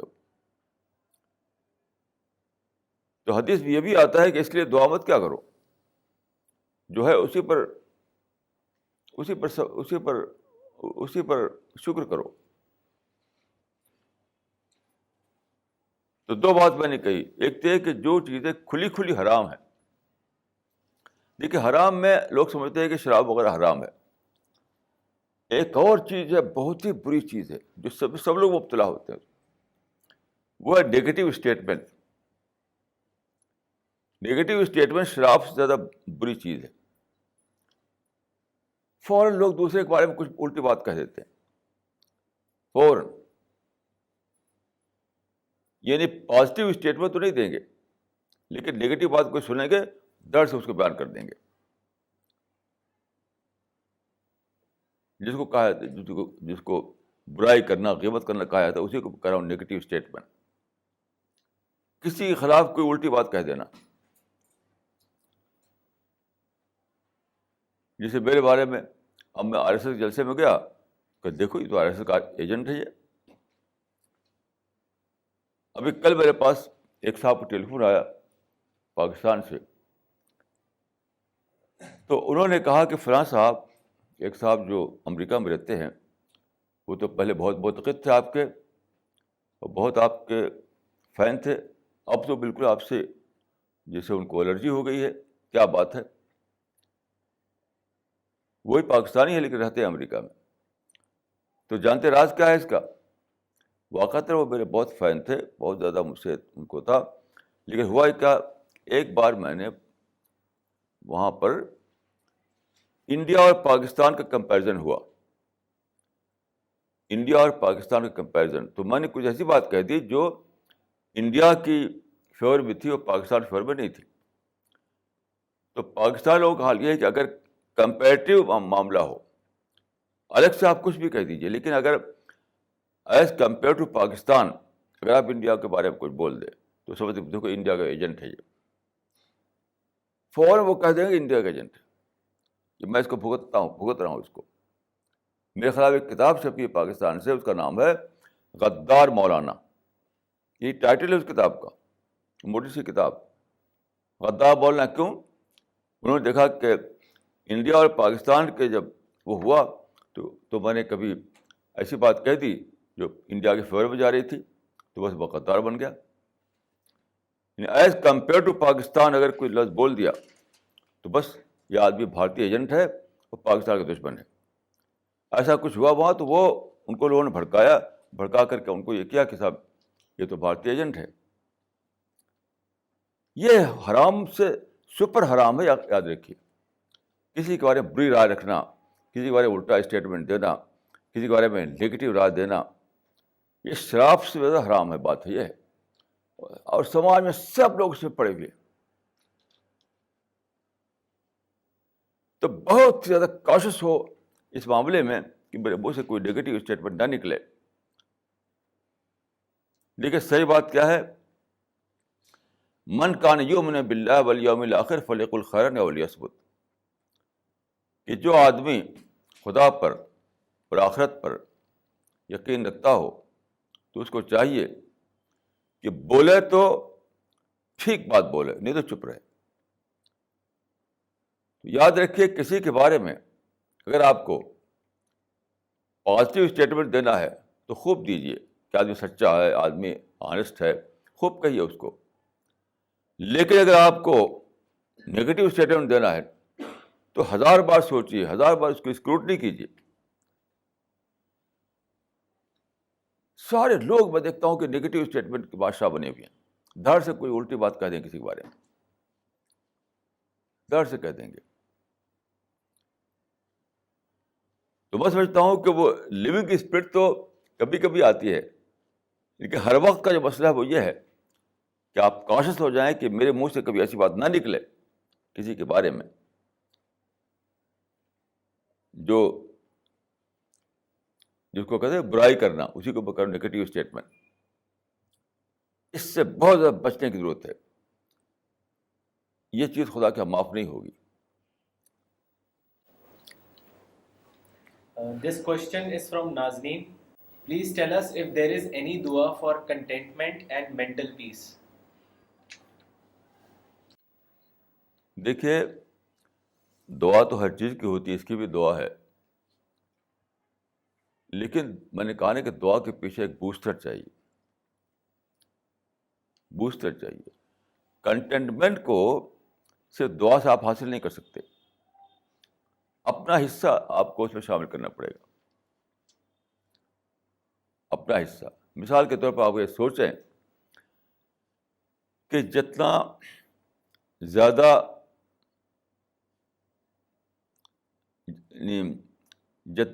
ورلڈلی چیزیں میرے پاس ہوگی اتنا زیادہ میرا ٹیسٹ پیپر بڑھ جاتا ہے. زیادہ کے معنی زیادہ ٹیسٹ پیپر.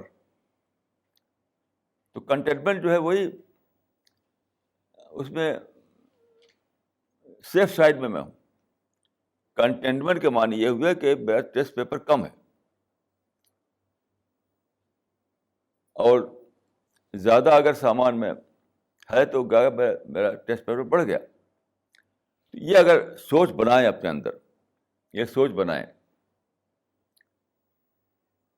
کہ میں زیادہ کیوں چاہوں، جو ہے اسی پر میں اپنے کو وہ کروں، اسی پر زندگی گزارنے کی کوشش کروں. یہ سوچ بنائیں کہ زیادہ کے معنی ہیں کہ میرا ٹیسٹ پر بڑھے، تو وہ تو گریٹر ایول ہے. جیسے میں آپ کو بتاؤں کہ میرے پاس کل ایک صاحب کا ٹیلی فون آیا پاکستان سے، کیونکہ پاکستان میں میری کتابیں کافی پھیلی ہیں، تو وہاں سے اکثر ٹیلی فون آتے رہتے ہیں ایڈوائس لینے کے لیے مجھ سے. تو ایک صاحب ٹیلی فون آیا، انہوں نے کہا کہ میں مدرسے کا پڑھا ہوا ہوں، کل یا پرسوں کی بات ہے. تو مدرسے کا پڑھا ہوا ہوں تو میری آمدنی، میری انکم کو بہت زیادہ نہیں ہے. ویسے MBA ہوتا، ڈاکٹر ہوتا، انجینئر ہوتا تو زیادہ میری تنخواہ ہوتی، لیکن میں مدرسے کا پڑھا ہوا ہوں تو اتنی زیادہ میری انکم نہیں ہے. تو سوچتا رہتا ہوں کہ میں انکم بڑھاؤں، اپنے بچوں کو اچھی پڑھائی پڑھاؤں، اپنے بچوں کے لیے اچھا گھر ہو. تو سوچتا رہتا ہوں کہ میں کچھ اور کام کروں. تو میں نے ان کو کہا کہ دیکھیے، آپ جیسے لوگ کے لیے جو فارمولہ میرے پاس ہے وہ کیا ہے؟ اپنے لیے قناعت، بچوں کے لیے ترقی. یعنی اپنے لیے کنٹینٹمنٹ اور بچوں کے لیے ترقی. اس کا مطلب کیا ہے؟ آپ نے جو پڑھائی پڑھی اس سے آپ کو ایک کام ملا، اسی پر آپ قناعت کر لیجیے، اسی پر کنٹینٹمنٹ کر لیجیے. اب پھر سے پیچھے جائیں، پھر سے دوسری پڑھائی پڑھیں، پھر سے اسکولنگ کریں، پھر سے آپ MBA کریں، پھر سے ڈاکٹر بنیں، پھر انجینئر بنیں، تو یہ تو پاسبل نہیں. اور بزنس بھی آپ کریں گے، اب آپ بزنس میں سکسیزفل نہیں رہ سکتے. جو جوانی کی عمر تھی وہ تو آپ بزنس کیا نہیں، اب جوانی کی عمر تو ختم ہو چکی ہے آپ کی. بزنس جب شروع کرتا ہے آدمی تو بڑی محنت کرنی پڑتی ہے، بہت اسٹرگل کرنا پڑتا ہے، تب بزنس اسٹیبلش ہوتا ہے. ایسے تھوڑی ہوتا ہے. تو اب آپ کے لیے یہ چوائس نہیں رہ گیا. اب جو چوائس ہے کیا ہے؟ وہ کنٹینٹمنٹ کا چوائس ہے. یعنی جو ہے اس پر آپ قناعت کر لیں. اور بچوں کے لیے البتہ خوب اس کو ابھاریے کہ تم کو آگے بڑھنا ہے، تم کو ترقی کرنا ہے، تم کو محنت کرنا ہے، تم کو اسٹرگل کرنا ہے. ان کے اندر اسپرٹ بھریے. اس تو میں نے فارمولہ بتایا ان کو، اپنے لیے قناعت، بچوں کے لیے ترقی. اس طرح سوچنا پڑتا ہے. یہ انٹلیکچوئل مینجمنٹ. صرف دعا، میں نے آیت پڑھ دی آپ کے سامنے، ایسا نہیں کہ دعا کیجیے دعا پہنچ گئی وہاں پر، اس کے ساتھ عمل صالح لگانا پڑتا ہے. تو یہ ہے انٹلیکچوئل مینجمنٹ، کہ جو آپ چاہتے ہیں کہ خدایا مجھے کنٹینٹمنٹ آ جائے، تو انٹلیکچوئل مینجمنٹ کے ذریعے آپ کو اسی طرح اپنے آپ کو بنانا پڑے گا، وہی سوچ بنانی پڑے گی، تب جا کر کے وہ دعا قبول ہوگی. میں اکثر کہا کرتا ہوں کہ دیکھیے، یہ 50-50 کا معاملہ ہے. 50% دعا، 50% آپ کا اپنا عمل. اگر آپ اپنا 50% عمل اس میں نہیں جوڑتے ہیں تو صرف 50% دعا جو ہے وہ کام نہیں کرے گی. میں اکثر کہا کرتا ہوں کہ 50-50 کا معاملہ ہے. کوئی آدمی چاہے کہ بس دعا کرو دعا کرو دعا کرو، تو کچھ بھی ہونے والا نہیں اس سے. الیہ یصعد الکلم الطیب والعمل الصالح یرفعہ. دعا 50% اور عمل 50%. تب جا کر کے عمل کا مطلب یہی ہے، انٹلیکچوئل مینجمنٹ. اپنے سوچ کو ویسے بنانا، جسے کنٹینٹمنٹ کے لیے دعا کر رہے ہیں اور سوچ ویسے نہ بنائیں تو پھر کچھ بھی نہیں ہوگا. تو وہ فارمولہ جو ہے، میں سمجھتا ہوں کہ بہت سے لوگوں کے لیے فارمولہ ہے وہ، کہ اپنے لیے ترقی، سوچنا چھوڑ دو، وہ بچوں پہ ڈالو. اپنے لیے کنٹینٹمنٹ، بچوں کے لیے ترقی. بیسٹ فارمولہ ہے یہ میرے نزدیک. This question is from Stuti. People usually say, please do dua for me. How relevant is this statement? کچھ بھی نہیں، کہ بیکار ہے یہ دعا، بالکل ہی ایبسرڈ ہے یہ، بیس لیس ہے یہ. میرے لیے دعا کیجیے. میں سمجھتا ہوں کہ سوشل ویلیو ہے اس کا. سوشل ویلیو مطلب کہ ملے ہیں کسی سے تو کیا کہیں، یہی سب کہہ دیں گے ارے بھائی ہمارے لیے دعا کیجیے. بس سوشل ویلیو اس کے اندر، اور کچھ بھی نہیں اس کے اندر ہے. دعا دیکھیے بندے اور خدا کے بیچ کا معاملہ ہے. بس اکثر لوگ سمجھتے ہیں کہ کسی بزرگ سے دعا کروا لو تو کام بن جائے گا. یہ بالکل بیس لیس بات ہے. اکثر لوگ یعنی کہاں سے آتے ہیں کہ حضرت سے چل کے دعا کروانا ہے. یہ بالکل بیس لیس بات ہے. کوئی حضرت ایسے نہیں دنیا میں ہے، نہ پہلے نہ آج، کہ وہ دعا کر دیں تو کام بن جائے. آپ کی اپنی دعا جو ہے، میں آپ کو بتاؤں ایک قصہ. اسی دلی کا ایک آفیسر ہے گورنمنٹ، بڑے افسر ہیں وہ، بہت ہی آنےسٹ آدمی، بہت آنےسٹ آدمی. تو ان کا کیا طریقہ ہے، اگر کوئی آدمی اس کا کیس جینوئن کیس ہے اور ڈائریکٹلی پہنچ جائے ان کے پاس تو ضرور اس کا کام کرتے ہیں وہ. اور اگر کوئی آدمی سورس لے کر جائے نا تو بھگا دیتے ہیں اس کو. کیوں؟ وہ سمجھتے ہیں کہ تم نے میری آنےسٹی پر شک کیا کہ سورس ہوگا تب میں کروں گا، نہیں تو نہیں کروں گا. وہ غصہ ہو جاتا ہے اس کے اوپر.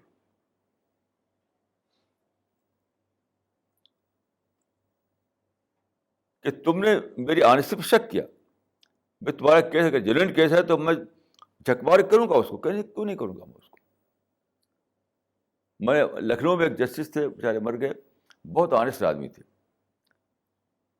تو ایک ان کا رشتے دار ایک آیا ایک سفارش لے کر کے، تو مارا ان کو باقاعدہ. انہوں نے کیا تم سمجھتے ہو کہ تم سفارش کرو گے تب میں ججمنٹ دوں گا؟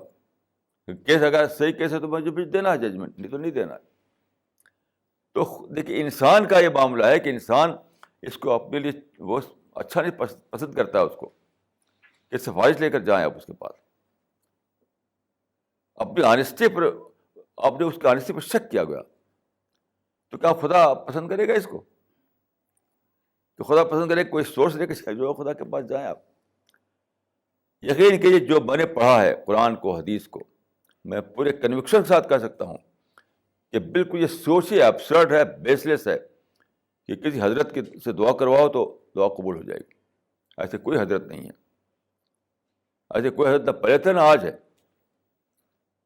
آپ خود دعا کیجیے، اور آپ کی دعا اگر جینوئن ہے اور سچی اسپرٹ کے ساتھ ہے تو خدا قبول کرے گا. اس یقین کے ساتھ آپ دعا کیجیے. بس یہ حضرت کا دامن پکڑنے سے کبھی کچھ ہونے والا نہیں ہے. This question is from Humayun. Can two prayers be read at the same time? For example, Maghrib and Isha. If due to some important activity we miss one of them. دیکھیے جو مسئلہ ہے، فقہی مسئلہ، وہ تو یہ ہے کہ مطر میں اور سفر میں، بارش ہو یا سفر آپ کر رہے ہو تو آپ دو نمازوں کو ملا سکتے ہیں. جیسے فرض کیے کہ بارش شروع ہوئی دن میں، چلی جا رہی ہے، مغرب بھی اور عشاء بھی سب بارش ہوئی چلی جا رہی ہے، تو آپ اپنے گھر میں مغرب اور عشاء ملا کر پڑھ سکتے ہیں. اور اگر آپ سفر میں ہوں تب بھی آپ ملا کر پڑھ سکتے ہیں. ملانا صرف دو نمازوں کے لیے ہوتا ہے، یا تو مغرب اور عشاء یا ظہر اور عصر، ایسا ہوتا ہے. مطلب فجر کو آپ ظہر میں نہیں ملا سکتے ہیں. ہاں ظہر اور عصر میں تقدیم اور تاخیر کے ساتھ ملا سکتے ہیں. یعنی یا تو ظہر کے بعد عصر پڑھ لیں، عصر کے بعد ظہر پڑھ لیں، جو کہتے ہیں تقدیم و تاخیر. یا مغرب کے بعد عشاء پڑھ لیں یا عشاء کے بعد مغرب پڑھ لیں. یہ تو فقہی مسئلہ ہے. لیکن میں جہاں تک سمجھ پایا ہوں اس معاملے میں وہ یہ ہے کہ یہ زمانہ جو انڈسٹریل زمانہ ہے، اس زمانے میں سمجھتا ہوں کہ لوگوں کو رخصت دینا چاہیے. کہ جو لوگ آفس میں کام کرتے ہیں، اب ان کے لیے بڑا مسئلہ ہے، یا تو جاب کریں یا تو جاب چھوڑیں یا نماز چھوڑیں. اگر وہاں پر جہاں جاب کر رہے ہیں وہاں پر آپ کو فیسلٹی دی جاتی ہے نماز پڑھنے کی تو ٹھیک ہے. لیکن آپ جھگڑا کریں، وہاں کئی لوگ جھگڑا کرتے ہیں کہ ہمیں نماز کے لیے ٹائم دینا پڑے گا، اور کمپنی والے کہتے ہیں کہ نہیں ہم تو نہیں دیں گے. اب اخبار میں چھپتا ہے کہ دیکھو وہاں نماز نہیں پڑھنے دیتے. یہ بڑی غلط بات میں نے دیکھی. یہ بہت ہی غلط بات ہے، میں تو اس کو ناجائز سمجھتا ہوں. ہاں یہ میں جائز سمجھوں گا کہ ایسا آدمی یہ کرے کہ ظہر کے بعد عصر ملا کے پڑھ لے، یا عصر کے بعد ظہر ملا کے پڑھ لے، کیونکہ زیادہ تر ایسے لوگوں کے لیے دو ہی وقت کا مسئلہ ہوتا ہے، ظہر اور عصر کا، کیونکہ عشاء اور مغرب میں تو وہ گھر پر ہوتے ہیں. تو بہرحال یعنی بارش اور سفر کے معاملے میں تو فقہ میں مسئلہ موجود ہے کہ آپ اس کو ملا کر پڑھ سکتے ہیں دو نماز کو، اور حج میں ملا کر پڑھا جاتا ہے. لیکن یہ مسئلہ فقہ میں لکھا ہوا نہیں ہے کہ جاب کے لیے، جاب سے جو مسئلہ پیدا ہوتا ہے پرابلم، اس کے لیے بھی ایسا ہے. تو میں سمجھتا ہوں کہ جاب والوں کو بھی اگر واقعتاً ان کی ضرورت ہے اس ٹائپ کی، جیسے ہے کہ یہ مسئلہ ہے کہ الضرورات تبیح المحظورات، جو کہتے ہیں لا آف نیسیسٹی، تو لا آف نیسیسٹی بھی ایک لا ہے.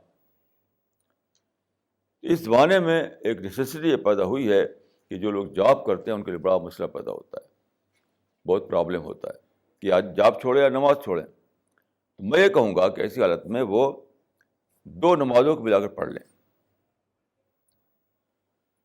دو نمازوں کو ملا کر پڑھ لیں. مثلاً یہ کہ ظہر کے وقت وہ اپنے آفس میں ہیں، تو واپس آ کر کے جب دفتر سے واپس آئیں تو عصر کا وقت پھر بھی رہتا ہے. عصر سے یعنی ظہر کا وقت تو نہیں پڑھ پائیں گے کہ آفس میں کام کر رہے ہیں، وہ عصر کا وقت ملتا ہے انہیں باہر آ کر، عصر کے ساتھ ظہر کو ملا لیں وہ. اور کبھی رات کا اگر کسی کی ڈیوٹی ہے رات کی تو مغرب کے ساتھ عشاء ملا سکتا ہے وہ. یہ میں بطور اجتہاد کے کہہ رہا ہوں، یہ فقہ میں لکھا ہوا نہیں ہے ایسا، یہ ایسی میری رائے ہے. بہرحال ایک واقعہ مجھے یاد آیا، بڑا مسئلہ ہوتا ہے ان لوگ جو جاب کرتے ہیں، بہت ہی پیچیدہ. امریکہ میں ایک بار ایسا ہوا کہ میں عام طور پر باہر جاتا ہوں، میں نماز نہیں پڑھاتا، میں جانتا ہوں کہ یہ بہت ہی کامپلیکس چیز ہے یہ. تو ایک بار ایسا ہوا کہ امریکہ میں ایک جگہ ہم نے جمعہ پڑھا، تو انہوں نے کہا آپ جمعہ کی نماز پڑھائیے. تو میں نے کہا کہ نہیں میں نماز نہیں پڑھاتا. تو نہیں آپ پڑھائیے. تو صاحب جمعہ کی نماز میں نے پڑھائی. اب ایک صاحب بہت غصہ ہو گیا، بات کو معلوم ہوا، جانتے کس لیے؟ نماز پڑھنے کے بعد ایک صاحب بہت غصہ ہوئی، مجھ سے نہیں کہا انہوں نے لیکن دوسرے سے غصہ ہوئی. کیوں؟ وہ کہیں جاب کرتے تھے، اس جاب میں ان کو بہت کم ٹائم ملتا تھا، بہت ہی کم ٹائم، یعنی اتنا کم ٹائم کہ وہ خطبہ نہیں سن سکتے تھے، وہ نماز میں آ کے مل جاتے تھے. تو ایسا حساب لگایا تھا انہوں نے کہ جیسے ہی خطبہ ختم ہو اور نماز شروع ہو تو ٹھیک وقت پہنچ جائے وہ، تو تکبیر اولا انہیں مل جائے، کیونکہ خطبہ کے وقت دفتر سے نہیں آفس سے نہیں آ سکتے تھے وہ. تو نماز کا جو تکبیر اولا جو کہتے ہیں پہلی اللہ اکبر، اس وقت پہنچ جائیں وہ. اب جناب کیسا ہوا کہ میں تو جانتا نہیں تھا وہاں پر معاملہ، تو میں نے خطبہ جو دیا تو خطبے میں نے 2 منٹ پہلے ختم ہوگا. پہلے میرا خطبہ یہ تھا 2 منٹ، وہاں کے حساب کتاب سے جو کیلکولیشن تھا وہاں کا، میں جانتا تھا نہیں اس کو. تو کھڑا ہو گیا مسئلے پر اور نماز شروع ہو گئی. تو 2 منٹ وہ گھڑی دیکھ کر آئے تو نماز شروع ہو چکی تھی، یعنی پہلی تکبیر ان کو نہیں ملی. تو خطبہ میں تو وہ آ نہیں سکتے تھے، آئے نہیں تھے وہ، لیکن وہ چاہتے تھے کہ تکبیر اولا مجھے مل جائے، وہ نہیں ملی کیونکہ میں نے 2 منٹ پہلے نماز شروع کر دی. اب بہت وہاں لوگ وہ ہوا، بات کو شکایت کی انہوں نے. تو اس واقعے سے میں نے ایک بہت بڑی چیز دریافت کی، یہ ڈسکوری مجھے ہو گئی. ابو داؤد میں ایک روایت ہے کہ ایک صحابی گئے ایک بار کہیں کسی ٹرائب میں، کسی بستی میں، تو ان لوگوں نے کہا کہ نماز پڑھائیے. وہ کمپینین تھے، وہ صحابی تھے. تو انہوں نے کہا کہ نہیں میں نماز نہیں پڑھاؤں گا، آپ ہی میں سے کوئی شخص نماز پڑھائے. تو انہوں نے رسول اللہ کا اس وقت ڈیتھ ہو چکی تھی، تب کی بات ہے یہ. تو کیوں ایسا کرتے ہیں آپ؟ میں نے خود رسول اللہ کو ایسا کرتے ہوئے سنا کہ تم جب کسی کے یہاں جاؤ تو انہیں کا ایک آدمی نماز پڑھائے، تم نماز مت پڑھاؤ. تو اس وقت میں سمجھا کہ جو لوکل آدمی ہو گیا، لوکل آدمی جو ہوگا وہ اس چیز جانتا ہوگا.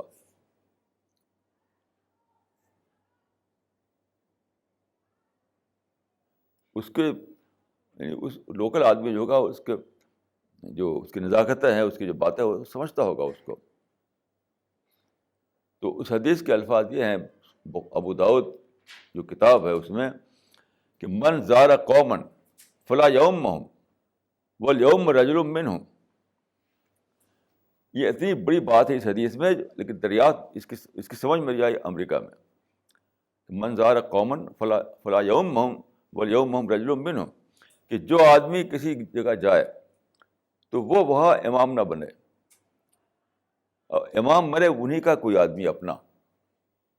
کتنی اس میں کتنی گہری بات ہے اس کے اندر، کہ اگر میری جگہ پر جو لوکل آدمی ہوتا تو وہ جانتا کہ 2 منٹ کے فرق سے ان کا معاملہ بگڑ جائے گا، تو وہ 2 منٹ کا فرق نہ کرتا.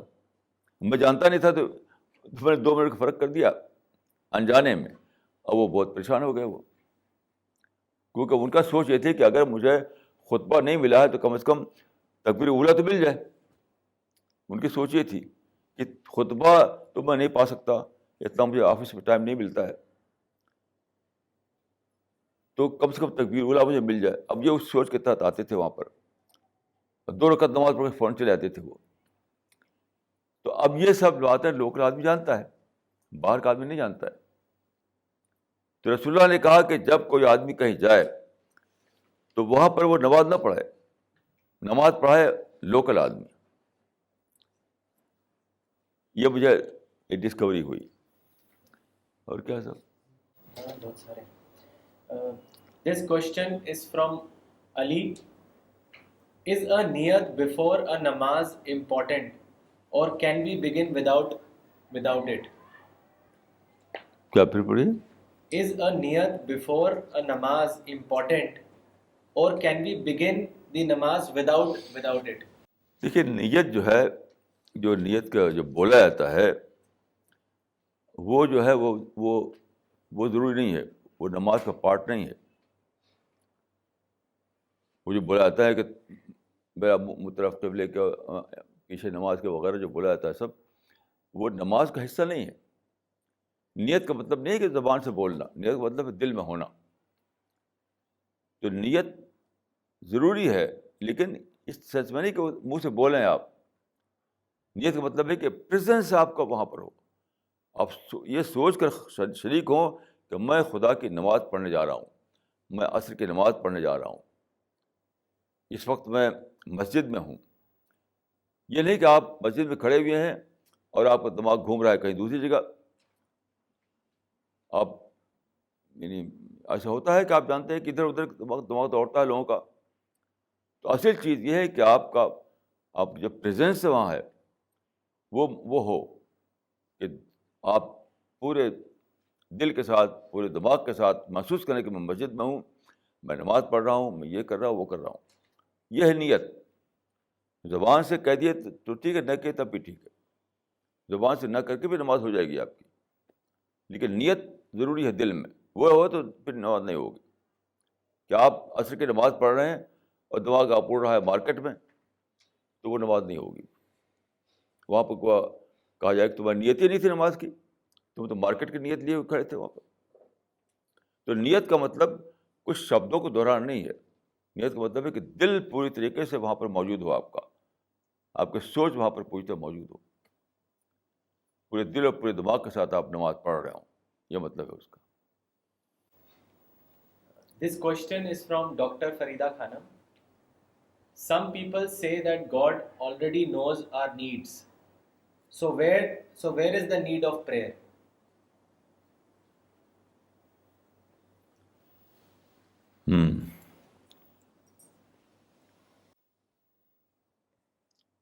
دیکھیے اس میں میں سمجھتا ہوں کہ 2 باتیں ہیں. کہ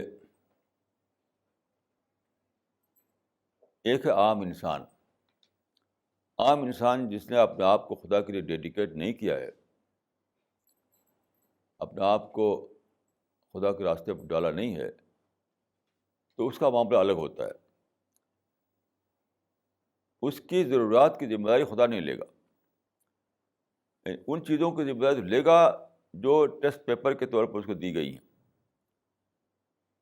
یاد رکھیے کہ اس دنیا میں جیسے قرآن میں کہ وہ وما من دابۃ فی الارض الا علی اللہ رزقها، وما من دابۃ فی الارض الا علی اللہ رزقها، کہ زمین میں جو بھی کوئی پیدا ہوا ہے، کوئی بھی کریچر، ہر کریچر کا رزق خدا کے اوپر ہے. یہ وہ رزق ہے جو دنیا میں یعنی اپنا ٹیسٹ دینے کے لیے ضروری ہے. تو وہ خدا خود ہی سپلائی کرتا رہتا ہے. سن لائٹ دیتا ہے، آکسیجن دیتا ہے، غلہ پیدا کرتا ہے. یہ ضرورتیں ہیں جو ہیں وہ خدا خود سپلائی کرتا رہتا ہے ان کی، کیونکہ وہ نہیں ہوگا تو ٹیسٹ کیسے دیں گے آپ. لیکن جہاں دین کا معاملہ ہے، آخرت کا معاملہ ہے، جنت کا معاملہ ہے، تو وہ بغیر مانگے ہوئے نہیں کسی کو ملے گی. یہ ایسا نہیں ہو سکتا. وہ تو مانگنا پڑے گا. یہ خود ہی خود دے دے ویسا نہیں ہوگا. کہ خدا جانتا ہے تو اس کا مطلب نہیں خدا جانتا ہے تو اپنے آپ ہی خدا جانتا ہے کہ آدمی جو ہے اس کو ہیل میں نہیں جلنا چاہیے، کیسے سہے گا اس ہیل کی مصیبت کو، تو اس کو جنت دے دو. ایسا نہیں کبھی ہوگا. آپ کو جنت کا حریص بننا پڑے گا. اب تو ایک بات اور ہے جس کا میں خود تجربہ کیا. ایک حدیث ہے کہ اس حدیث میں کے الفاظ یہ ہیں کہ وہ من جعل الہموم ہما واحدا ہم آخرتی کفاہ اللہ عن ہموم الدنیا. من جعل الہموم ہما واحدا ہم آخرتی کفاہ اللہ عن ہموم الدنیا. جو آدمی اپنے غم کو سارا کا سارا آخرت کا غم بنا لے تو خدا اس کے دنیا کے غم کے لیے کافی ہو جاتا ہے. مطلب جو اپنے آپ کو بالکل ڈال دے خدا کے راستے میں، دیوانہ وار اسی میں لگ جائے، اپنی کچھ فکر نہ کرے اپنی معاش کی، اپنے دنیا کے معاملات کی، تو وہاں پر ایسا ہوتا ہے کہ خدا چونکہ اس نے اپنے آپ کو خدا کے راستے میں ڈال دیا ہے تو خدا اس کی ذمہ داری لے لیتا ہے. اس حدیث کو میں اس وقت سمجھا. ایک بار میں گیا جموں کے علاقے میں، کسی علاقے میں ایک فارسٹر تھے وہاں پر. تو ان سے مجھے معلوم ہوا کہ فارسٹر کو گن بھی دیا جاتی ہے، کیونکہ فارسٹر کی ڈیوٹی ایسی جگہ ہوتی ہے جہاں کہ وہاں پر ویسے اینیمل ہیں، مطلب بھیڑیا ہے، شیر ہے، وہاں پر ان کو ڈیوٹی دینی پڑتی ہے. تو وہاں پر گورنمنٹ کیا کرتی ہے کہ ان کو ساتھ ساتھ گن بھی دیتی ہے. تو گن نہ ہو تو وہ وہاں کیسے کام کریں گے. اس سے میں نے سمجھا کہ جو آدمی اپنے آپ کو دین کے راستے میں ڈال دیتا ہے تو خدا یہ دیکھتا ہے کہ ضرورتیں کیا ہیں، جو ضرورتیں اس کی وہ پورا کرتا رہے گا. یہ سب کا معاملہ نہیں ہوتا، یہ ان کا معاملہ ہوتا ہے جو اپنے آپ کو خدا کے راستے میں بھرپور طور پر ڈال دیں. اتنا ڈال دیں کہ اپنی سدھ نہ رہے ان کو. یعنی خدا کی یاد میں، خدا کے کام میں، خدا کے دین کی دعوت میں اتنا زیادہ اپنے کو بزی کر لیں کہ اپنی سدھ نہ رہے، اپنی فکر نہ رہے، تو وہاں خدا اس کو پورا کرتا رہتا ہے. ایسا کچھ میں نے سمجھا ہے. This question is from Maria. Can we change our destiny by doing dua? دیکھیے ایک حدیث اسی معنی میں آتی ہے کہ لا ترد القضاء الا الدعاء، لا ترد القضاء الا الدعاء. ڈسٹنی کو، قضا مانے ڈسٹنی کو صرف دعا بدل سکتی ہے. یہ حدیث موجود ہے، صحیح حدیث ہے یہ. اس حدیث کو لے کر میں یہ سمجھا ہوں کہ یہ ہر دعا کی بات نہیں ہے، یہ بہت کوئی خاص دعا ہوتی ہوگی. تو اس سے میں سمجھا ہوں کہ دعا جو ہے اتنی پاورفل چیز ہے کہ وہ ڈسٹنی کو بھی بدل سکتی ہے. لیکن یہ اس کا مطلب نہیں کہ ہر آدمی ایسی دعا کر سکتا ہے. یہ بہت ہی اسپیشل دعا کوئی ہوتی ہے تب ایسا ہوتا ہے. لیکن اس کے اوپر آپ بھروسہ نہیں کر سکتے، بھروسہ نہیں کر سکتے. صرف عقیدہ ضرور رکھ سکتے ہیں آپ کہ دعا اتنی پاورفل ہے. لیکن آپ کو پھر بھی کاز اینڈ ایفیکٹ ہی پر اپنا پلاننگ کرنی پڑے گی. اپنی پلاننگ جو ہے آپ کو کاز اینڈ ایفیکٹ ہی کی بنیاد پر کرنی پڑے گی. آپ یہ نہیں کر سکتے کہ اس پر وہ کریں. جسے کہ ایک رسول اللہ سے ایک آدمی نے پوچھا توکل کا مسئلہ. توکل مانے خدا پر ٹرسٹ کرنا. کہ میں اس سے پوچھا، وہ اونٹ کا کام ہوتا تھا وہاں پر، اس نے کہا کہ میں اپنے اونٹ کو باندھ کر خدا پر ٹرسٹ کروں یا اونٹ کو چھوڑ کر خدا پر ٹرسٹ کروں. تو آپ نے کہا کہ اعقلھا فتوکل، پہلے اونٹ کو باندھو پھر خدا پر ٹرسٹ کرو. اعقلھا فتوکل، پہلے اونٹ کو باندھو پھر خدا پر ٹرسٹ کرو. تو یہ بہت ہی نازک چیز ہے. ہم ایسا نہیں کر سکتے کہ چلو بھائی سب کو چھوڑ دے، چلو بھائی خدا تو کر ہی دے گا. یہ غلط بات ہے. یہ ایکسٹریمزم ہو جائے گا، غلو ہو جائے گا، غلو ہو جائے گا. یہ جسے ہمیں فرض کیے کہیں دعوت کے لیے کہیں جانا ہے، یعنی دعوت اللہ کے لیے کوئی دینی کام کے لیے جانا ہے، ہم کہیں چلو بھائی بزنس جو ہے وہ خدا دیکھے گا اور ایگریکلچر جو ہے وہ خدا سنبھال لے گا اس کو، اور چلے جائیں ہم. یہ غلط بات ہے، بالکل یہ غلط بات ہے. اعقلھا فتوکل، پہلے باندھو اونٹ کو پھر خدا پر ٹرسٹ کرو. یعنی اپنا بندوبست کرو، اپنے معاملات کو ٹھیک کرو، کاز اینڈ ایفیکٹ کے مطابق اپنی پلاننگ کرو. تو یہ اسلام میں جائز نہیں ہے کہ آدمی یہی چھوڑ کر چلا جائے کہ خدا تو کر ہی دے گا. بہت ہی ریئر کیسز میں ایسا ہوتا ہے، لیکن یہ جنرل رول نہیں ہے. This question is from Hamid Hussain.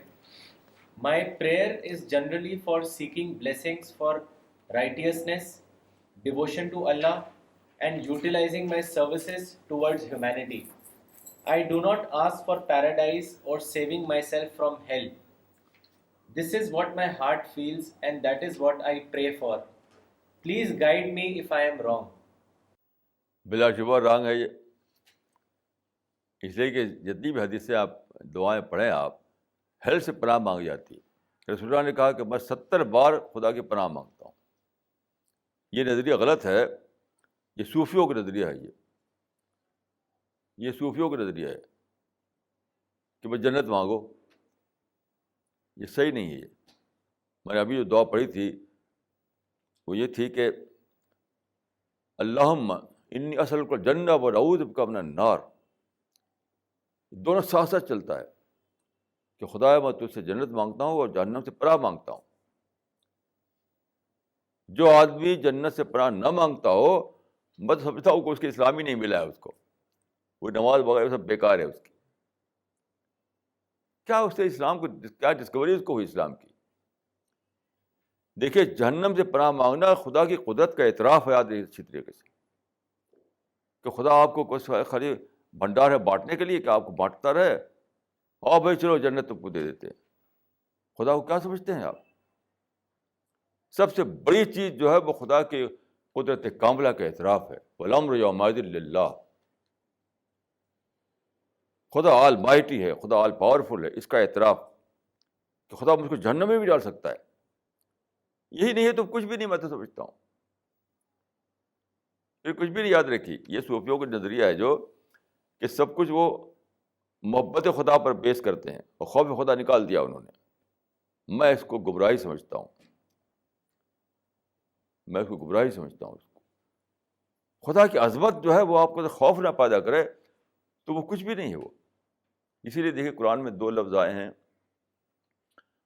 2 یعنی کرائٹیرین جو بتایا گیا وہ ایک ہے اشد حبا للہ. اشد حبا للہ یعنی وہ خدا سے بہت زیادہ لو کرنے والے, خدا سے بہت زیادہ محبت کرنے والے. یعنی بلیور کون ہے؟ اشد حبا للہ, خدا سے بہت زیادہ محبت کرنے والے ہوتے ہیں وہ. اور دوسری جگہ کیا ہے؟ وَلَمْ يَخْشَ إِلَّا اللَّهُ, کہ وہ ڈرا, اس کو ڈر ہے صرف خدا کا. تو ڈر اور محبت دونوں ساتھ ساتھ ہونا چاہیے. اگر ساتھ ساتھ نہیں ہے تو وہ اسلام نہیں ہے, وہ کچھ خود اپنی بنائی ہوئی کوئی چیز ہے. کیونکہ اگر ڈر نہیں ہے تو اس معنی خدا کی طاقت کا اعتراف نہیں ہے, خدا کا اکنالج کیا کہ نہیں کیا آدمی نے. خدا کو سمجھتا ہے کہ بانٹنے والا ہے, چلو ہم بھی بانٹ رہا ہے خدا, ہم بھی لے جا کر کے اس سے. جو آدمی صرف جنت کے لیے دعائیں کرتا ہے اس نے خدا کی قدرت کا اعتراف نہیں کیا, خدا کے آل پاورفل ہونے کا اعتراف نہیں کیا. اسی لیے آپ دیکھیے اللہ تعالیٰ رسول اللہ کی جو دعائیں پڑھی آپ, ایسی عجیب غریب دعائیں, ویسے آپ نے فرمایا کہ واللہ لا ادری واللہ لا ادری واللہ لا ادری وانا رسول اللہ ما یفعل بی ولا بکم. خدا کی قسم میں نہیں جانتا, اگرچہ میں خدا کا رسول ہوں. کیا کیا جائے گا میرے ساتھ, کیا کیا جائے گا تمہارے ساتھ. حضرت عمر جو تھے, اتنا بڑا درجہ تھا ان کا, جب ان کو خنجر مارا, خون بہہ رہا تھا, اب ختم ہونے والے تھے, اس وقت ان کے بیٹے نے کہا کہ آپ کا بڑا درجہ ہے, آپ نے رسول اللہ کے ساتھ یہ کیا وہ کیا, آپ نے خلافت قائم کی, یہ کیا وہ کیا. تو انہوں نے کہا کہ جھوٹ مت بولو. بیٹے سے کہا جھوٹ مت بولو, مجھ کو دھوکہ مت دو. انہوں نے کہا کہ لا لی ولا علیہ, اگر معاملہ وہاں برابر ہو جائے تو بہت بڑی بات ہے. تو ڈر جو ہے وہ تو رسول اللہ کے آپ دیکھیے, کمپین کا آپ دیکھیے, ڈر تو اسلام کا بہت ہی بڑا حصہ ہے. ڈر نہیں تو اسلام نہیں.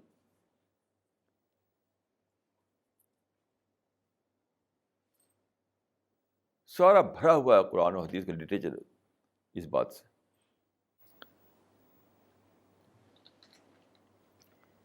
This question is from Dr. Farida Khanam. According to a verse in chapter 6, we are asked to avoid all sin, open or secret, that is zahir and batin. What is meant by this?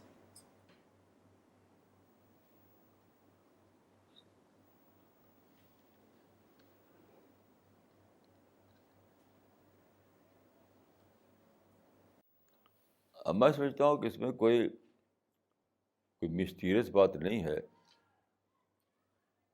وہ ہے کہ کچھ کام آدمی public میں کرتا ہے, کچھ آدمی وہاں کرتا ہے جہاں کوئی دیکھنے والا نہیں ہوتا.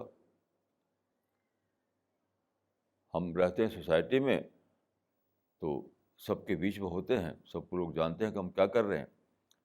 لیکن کچھ ایسے بھی ہم پر وقت ہوتا ہے جب ہم اکیلے ہوں, کوئی دیکھنے والا نہ ہو. جیسے حدیث بتایا کہ فی السر والعلانیہ, خشیۃ اللہ فی السر والعلانیہ. خدا نے کہا کہ تم ڈرو اکیلے میں بھی اور پبلک میں بھی. میں سمجھتا ہوں وہی معمولی مطلب ہے, کوئی اس کا مسٹیریس مطلب نہیں ہے. کہ جب تم محسوس کرو کہ تم لوگوں کے بیچ میں ہو, لوگوں کی نظریں تم کو دیکھ رہی ہیں, تب بھی تم خدا کے طریقے پر قائم رہو. اور جب دیکھو کوئی تمہارا دیکھنے والا نہیں ہے, کوئی آنکھ نہیں جو تم کو دیکھ رہی ہو اس وقت, تب بھی یہ سوچو کہ خدا دیکھ رہا ہے. کوئی دیکھنے والا نہ ہو تو اس وقت خدا تو دیکھ رہا ہے مجھ کو. تو بس تو یہی اس کا مطلب ہے اور کوئی مسٹیریس مطلب نہیں ہے. This question is from Sadia. What is the difference between Sahabas asking Prophet to pray for them and people asking some Hazrat to pray for them?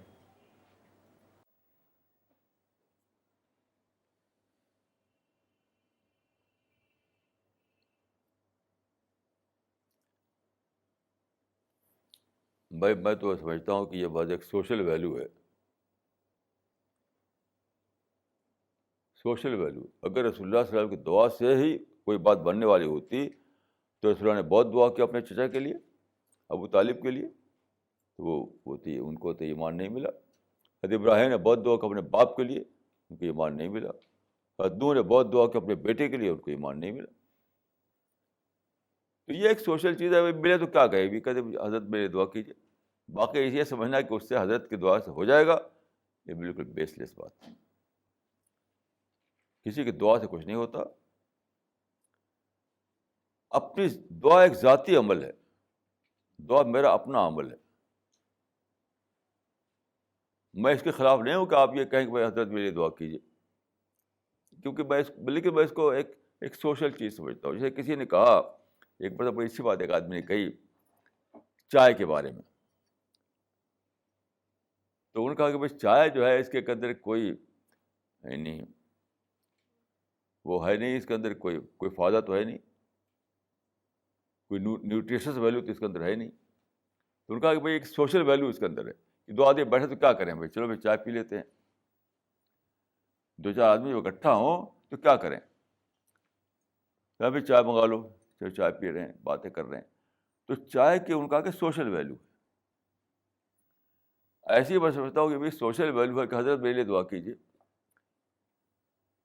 کیونکہ یہ ثابت ہے کہ پیغمبروں کی دعا سے دوسرے کے لیے کچھ نہیں بن پایا. یہ بالکل ثابت ہے. حضرت نوح نے اپنے بیٹے کے لیے دعا کی, کچھ نہیں ہوا. ابراہیم نے اپنے باپ کے لیے دعا کی, کچھ نہیں ہوا. رسول اللہ نے اپنے چچا کے لیے دعا کی, کچھ نہیں ہوا. تو دعا سے ہو جائے گا یہ سوچنا بالکل میرے نزدیک بیس لیس ہے. میری اپنی جو ہے, اپنے میں کیسا ہوں اس پر خدا فیصلہ کرتا ہے. دوسرا کیا کہہ رہا ہے اس سے نہیں فیصلہ ہوتا. اس وجہ سے میں اس کو ایک سوشل ویلیو کی چیز سمجھتا ہوں, اس سے زیادہ کچھ.